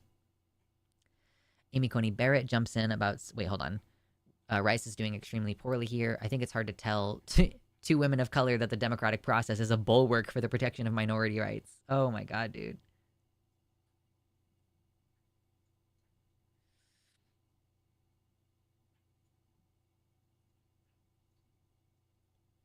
Yeah, of course, the point is that this will expand to adults, right? Amy Coney Barrett jumps in about suspect class status. Rice says that the court is out of the business of recognizing new suspect classes, says that the discrimination under sports would be under a suspect class analysis, clearly intending for trans people not to meet the bar for suspect class status. It seems really clear that the conservative majority is drawing up a broad decision that would say it's not sex-based classification and that trans people do not meet quasi-suspect class status. I can't tell you just how bad it would be. Yeah, of course. Justice Jackson gets Rice trapped in an inconsistency because Rice had said that the treatment is different for the sexes, but he said it was simply different treatments before. Alejandra says she's having flashbacks to the Adams case in the 11th Circuit. The county's council performed atrociously, but won simply because the court was stacked with conservatives. Rice compares this treatment to lobotomies, which is great. Prelagar is back for rebuttal. Prelagar quickly clarifies that this does not regulate on the basis off-label prescribing, which is very common in medicine. She says that a potential national ban from Congress should be on the mind of the court. Prelagar raises the stakes again and points to the harm suffered by the plaintiffs, and then oral arguments are done. So that was the whole day. That was the whole oral arguments today. And as I predicted, it seems like what's happening is that, man, my arms are so tiny. I have not been working out, and it's so sad. Anyway, sorry, unrelated. Yeah, it seems like they're doing a dog shit job of arguing against trans rights, but that the conservative court is like already made their decision. And I could have told you that fucking 2 years ago before this case was even on the radar. Like, yeah, of course. Oh my God. So I don't know what happens next in the case. Like, I don't know if that concludes oral arguments or if there's going to be another day of oral arguments. And then, like, I was expecting to not hear a decision about this until, like, June. But I guess technically we could have a decision on this before the end of the month.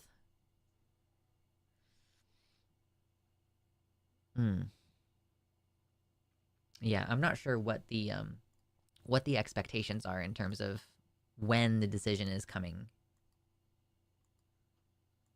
I'm trying to get back to Alejandra's actual Twitter, or her actual front page on her Blue Sky to see what else she says here.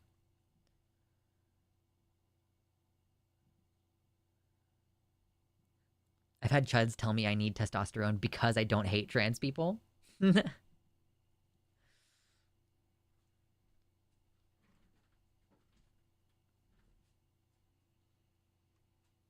Alejandra reinforces that allowing discrimination like this against trans people will undermine bedrock principles of constitutional rights across the board. Truly.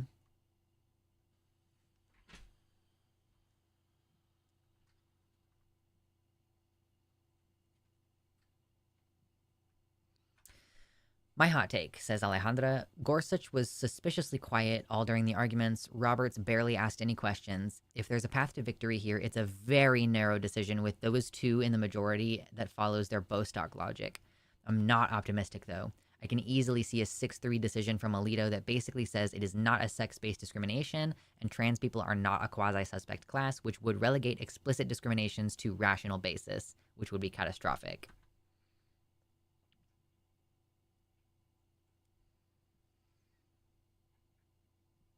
Jaina says, I expect the SCOTUS majority to lay the groundwork for stripping us of all rights. True.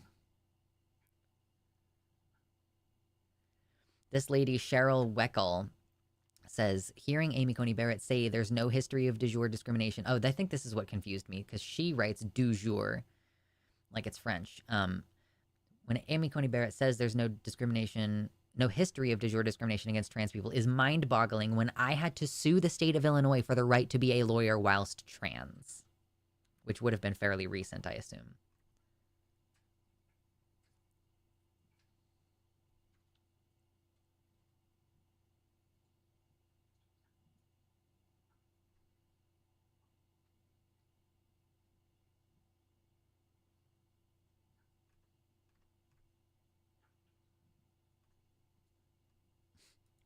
She reposted this. I love this.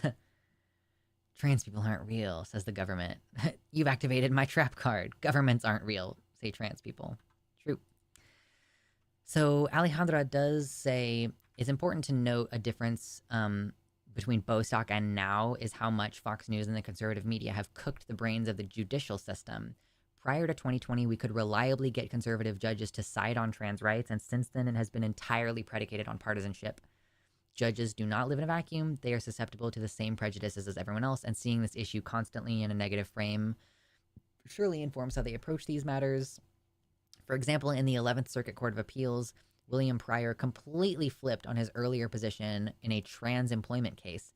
I can't tell you how effective the conservative media's anti-trans propaganda campaign has been. Like, how the fuck do you even know about the Cass report if you aren't saturated in like the constant anti-trans news? Oh, and here's fucking Matt Walsh. Here we go, Matt Walsh. Let's do a Matt Walsh for a minute here. So to the trans activists over there claiming that this is all about the rights of children, I say again, yes, you're right, it is. They have a right to be protected from you. Sure. Children have a right to be protected from all of those people over there who want to harm them and damage them and destroy them.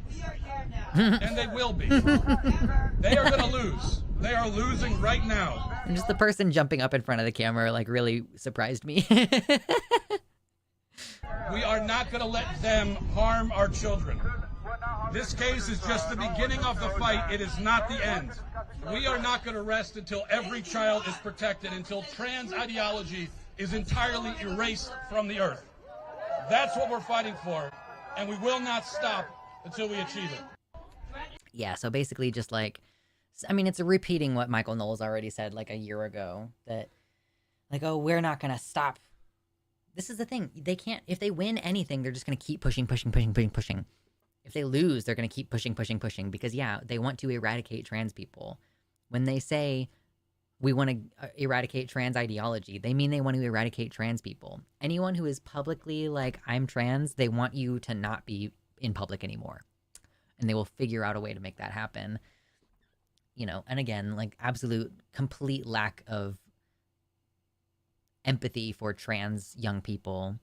Like, trans people don't just spontaneously become trans, but again, this is the kind of thing where it's like, if you believe that this is just a weird fetish or like a choice that adults are making instead of an immutable trait, which is why it's concerning that the immutable trait thing is coming up in front of this majority conservative court. Anyway, fuck you, Matt Walsh. God, I hope everything that you want for trans people happens to you.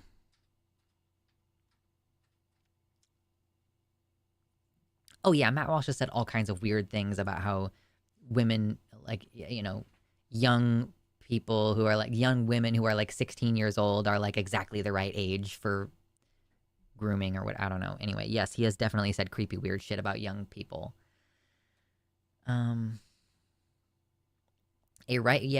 This guy Joe Katz says a right-wing lawyer just suggested before the Supreme Court that Americans don't have a right to not conform, which is a real mask-off moment in a way that I suspect is not going to get enough attention. Yeah, like the idea that you don't have a right to do something that is outside of social norms.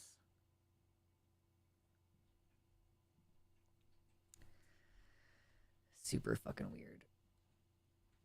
Oh, damn. I'm not going to show it because I can't, but I was wondering if there was footage of this guy being shot. And there is. The CEO that we were talking about earlier today.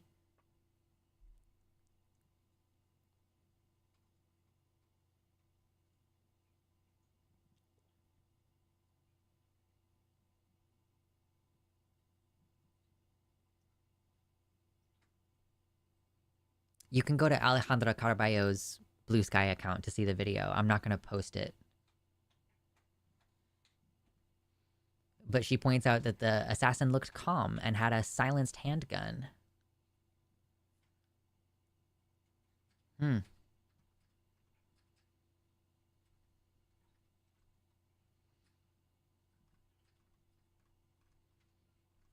I'm not sure that she started going off and commenting about the United Healthcare thing. I'm like, she's a lawyer, so she knows about the Supreme Court stuff. That's why I care about her opinion.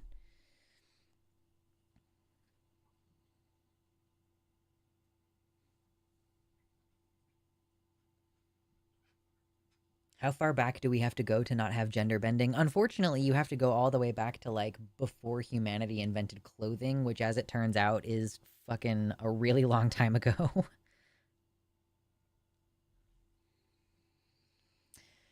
Anyway, man, I guess that's kind of it about the Supreme Court. It's pretty much going as I expected.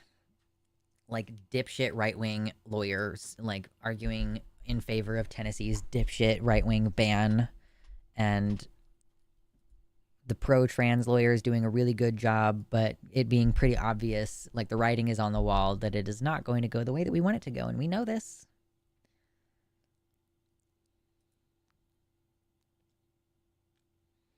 That was an assassination, but not professional. Guy barely could handle his own gun. I don't know, I would have to review the video again, but it didn't really seem like he was struggling too much. Okay, did I open something that was like, what the fuck is going on in France? What is going on? How long do orcas pregnant? I did Google that earlier.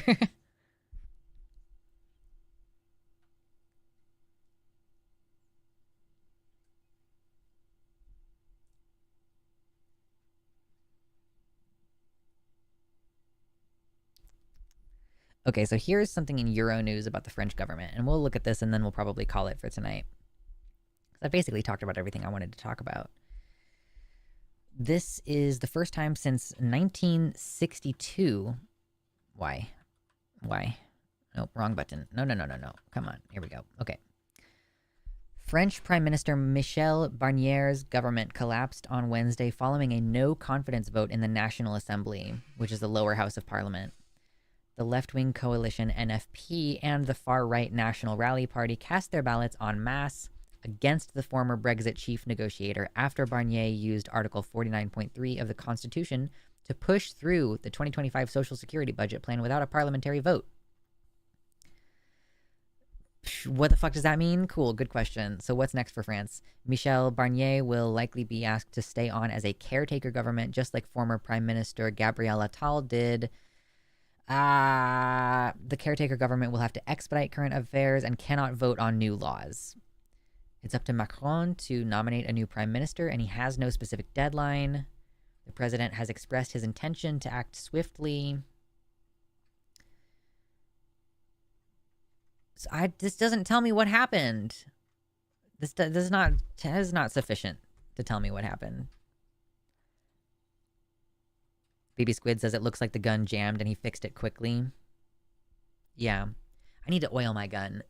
My gun kind of got stuck on the slide earlier this week, or yeah, last week when I was shooting. I need to oil it because the slide just didn't like go all the way forward when it was supposed to, even though I know how to do it. It's like, and you let it like through the force of its own spring go forward, so it definitely needs to be oiled, possibly cleaned.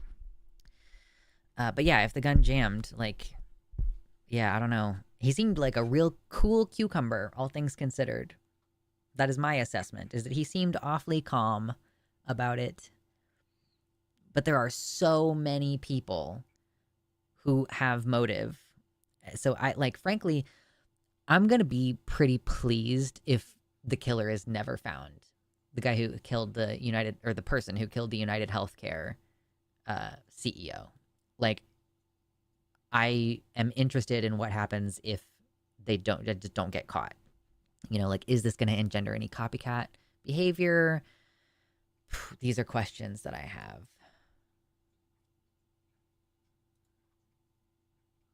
Christmas lights. Christmas lights.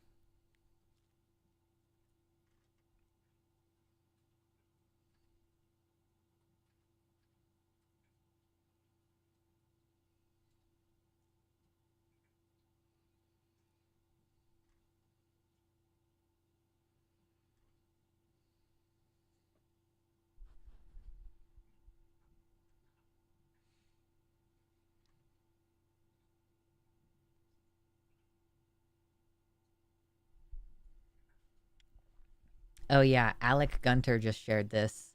I don't agree with Alec about everything, but this is good. No breast reduction surgery on minors. So this is a transphobe in the middle, a cis boy with gynecomastia, and a trans boy on the right. No breast reduction surgery on minors. Cis boy says, that includes me? Transphobe says, no, because you're a boy and breasts don't belong on boys. So that doesn't include me, says the trans boy. Says, no, because your breasts developed naturally. Cis boy with gynecomastia. So that does include me then. Like, no, because your mental health is suffering. Like, oh, trans boy, so that doesn't include me then? Like, no, because you can just take antidepressants. So that does include me. No, because... yeah, like, why is it okay for one group to get and not for another group to get? I bet you if it wasn't professional, he probably lost someone due to denial of needed care. Maybe. Maybe.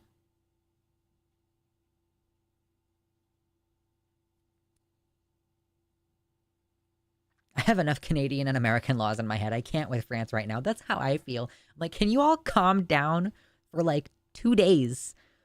Like, I was talking to someone earlier today and I was like, oh my God, have you heard the news this week? And they were like, oh yeah, I heard about South Korea, the coup. And I was like, that's one thing. And they were like, I apparently am missing a lot. And I was like, yeah, yeah, you are. There's so much going on right now. Just absolute insanity.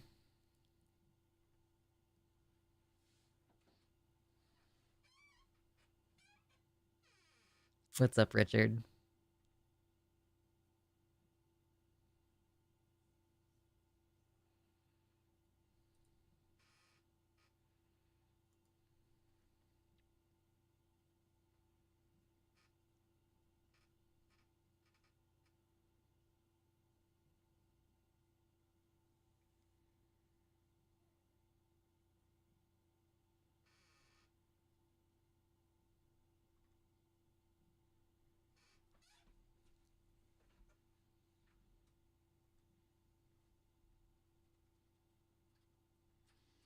Hmm.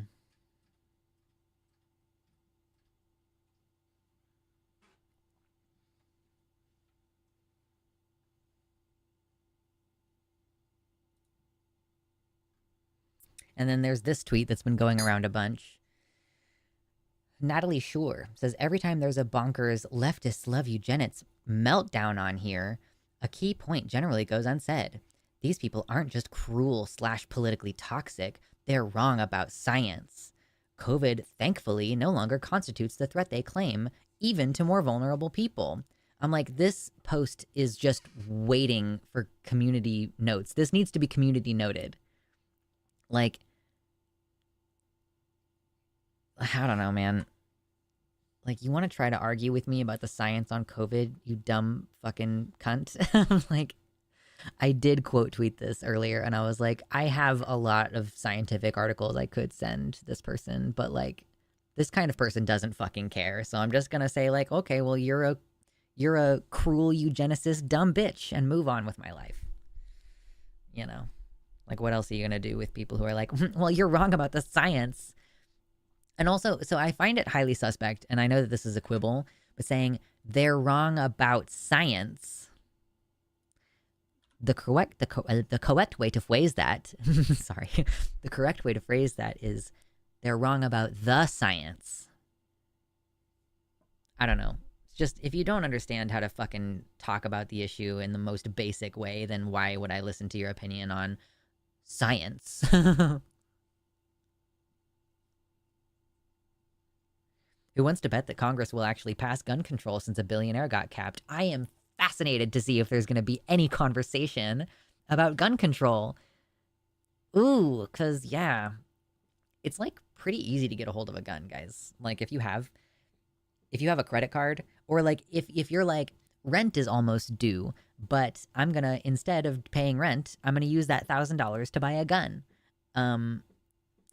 Yeah, like... if you're not really planning on getting out of the situation a lot. Yeah, the awooification just kind of struck me like a fucking semi.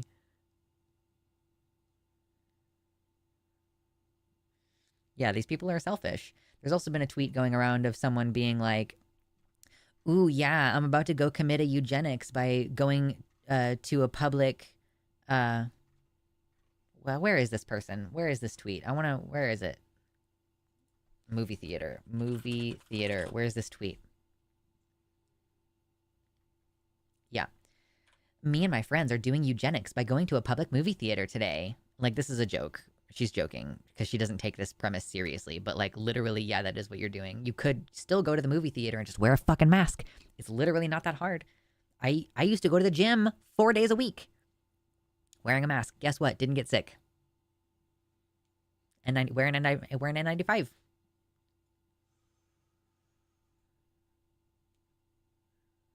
Go to a matinee and wear a mask.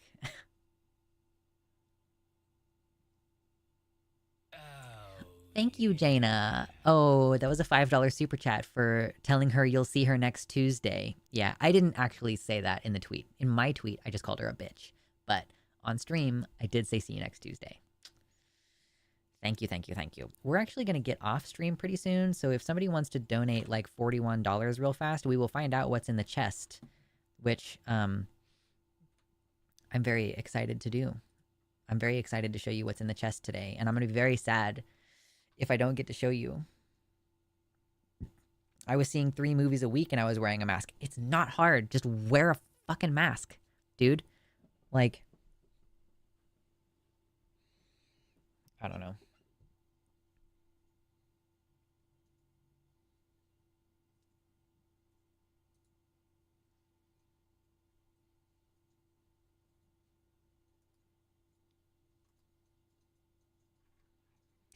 And Potatum has pointed out that, like, the rhetoric about COVID is kind of merging across partisan lines.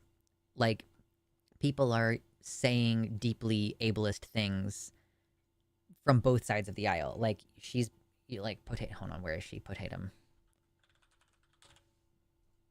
I think it was her. What did she say?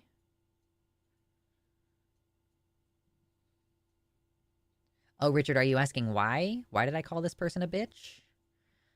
Because she tried to be like, well, she tried to say basically that COVID conscious people are cruel and politically toxic, and also wrong about the science about how COVID is deadly and dangerous and disabling. It's like, you're a fucking dumb bitch. It's like, I don't have any more energy for you dumb bitch people. Sorry, it's dumb bitch o'clock.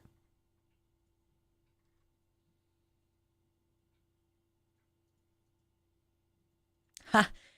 Kitty says, my wife and I love this thrift store near us, and the lady who owns it mostly works on Tuesday. As we were leaving, my wife is all, see you next Tuesday, and then turned red.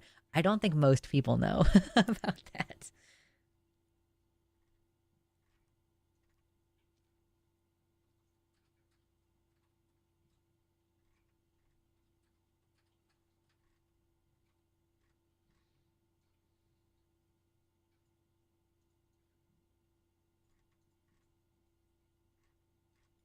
seeing if I can find the post I was looking for.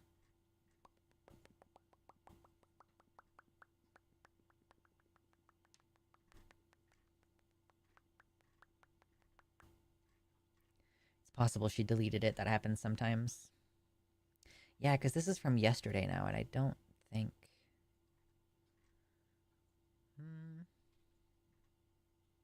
Oh yeah, here it is. COVID denial transcends political party.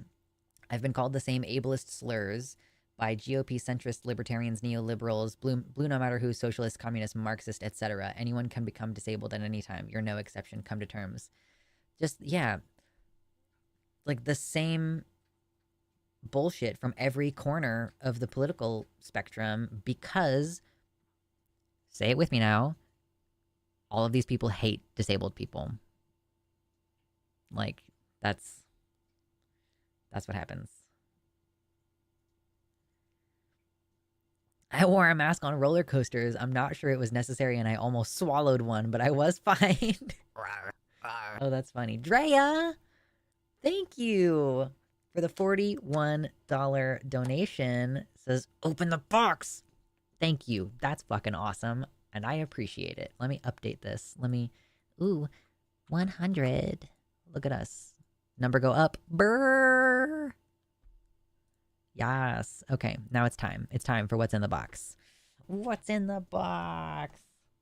Okay, are you ready? Every time I do this, I think I go like na na na na na na na na na na na na na na na. It's gummy boobs. My partner got me this for, I guess, to commemorate the fact that I got my nipples pierced. They're gummy boobs. It's gummy candy. That's boobs. Hold on. It's boobs. It's booba. Let me see if I can show one that, like, you can see the texture on it. Boobs. Booba. Here's one, the pink one. Booba.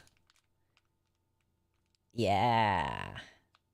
They are like the consistency of Swedish fish, which is part of why I haven't opened them to eat them, because it seems like they're not going to be super pleasant to eat.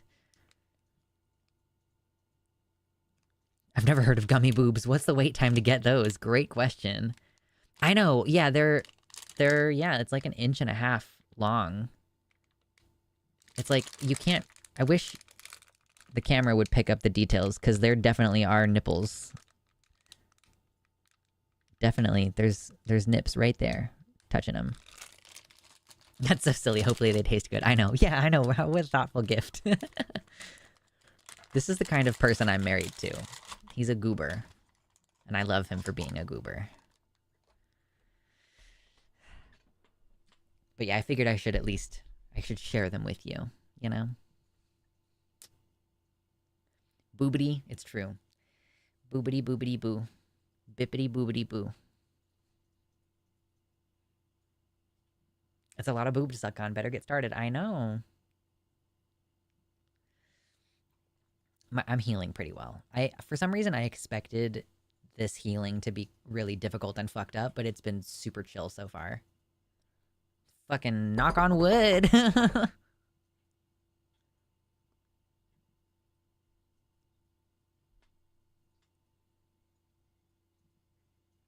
I used to live across from a Cirilla's in Kansas City.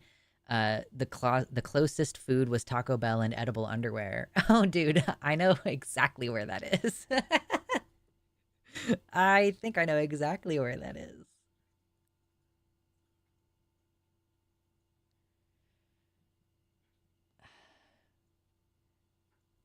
Hey Lux, random question. I was wondering if you were ever made aware of the concentration of trans people in the furry fandom. I mean, yeah, I'm aware, broadly speaking, that there are a lot of trans people in the furry community, and that does not surprise me at all. I think actually it would be weirder to me, like, if I encountered a hetero, like a cis hetero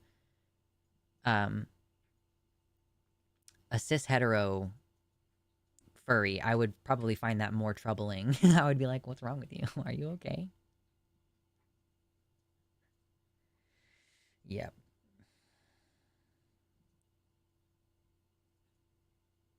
One of my favorite running jokes is every time we drive past this business called Trans Fix, I go, promise? You promise? It's good to have goofiness with your partners. Trans people are much more liberated. Yeah.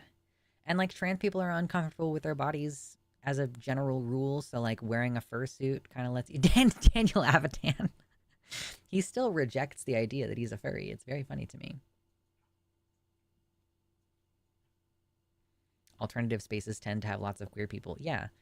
In fact, I would assume, and I don't know this for sure, but I would assume that the furry community came from trans people. Like, it would surprise me if straight people started the furry thing.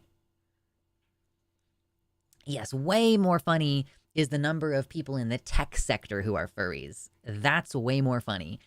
Like, apparently there's some furries who write uwu on the inside of aeroplanes. Like, so like there's airplane engineers who are like furries writing uwu on stuff in the airplanes.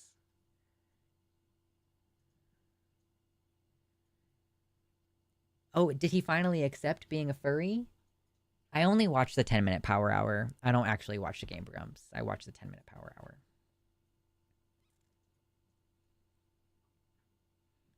Actually, furries came from the Egyptians. There were gay people back then. I am a fake fan. It's true. I actually never... I don't know that I've ever claimed to be a fan of Game Grumps. I like them, but I don't, like, watch them regularly. I do think that it's worth watching the Breath of the Wild playthrough.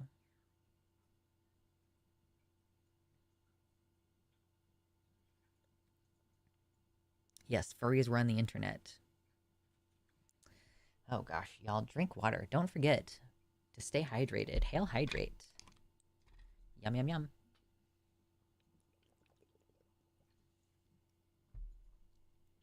I'm pretty sure I drink less water at one time now that I'm not using the straw, but oh well.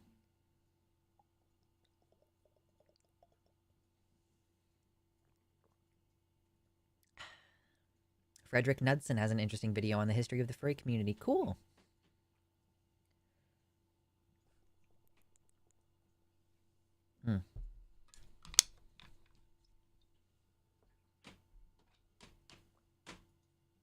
Okay, everybody, I think that just about wraps things up for us today. We had a nice stream talking about lots of different stuff today. I got to regale you about my opinions on media analysis. And it was a good time. So I'm planning on seeing you all on Sunday. I will not be on the Transatlantic Call-In Show tomorrow. I will not be on Takis tomorrow. So I'm just going to focus on doing some stuff. If you haven't yet, I swear to God, at the end of this stream, I know that you're probably tired of me already, but you have to watch the video that I just uploaded today, okay? Hold on. Give me 1 second. Give me one moment here. Okay, here's the deal. You have to watch this video. You have to do it, or you're a fake fan. Are you a fan or are you a fake fan? You have to watch this video. It's only 11 minutes of your time. Please hit the like button and share it too, because I want it to do better than it's doing currently. All right. Much love, everybody. Thank you very much for hanging out. Planning on seeing you all on Sunday. Wish me luck tomorrow trying to take my cat to the vet. Stay good, or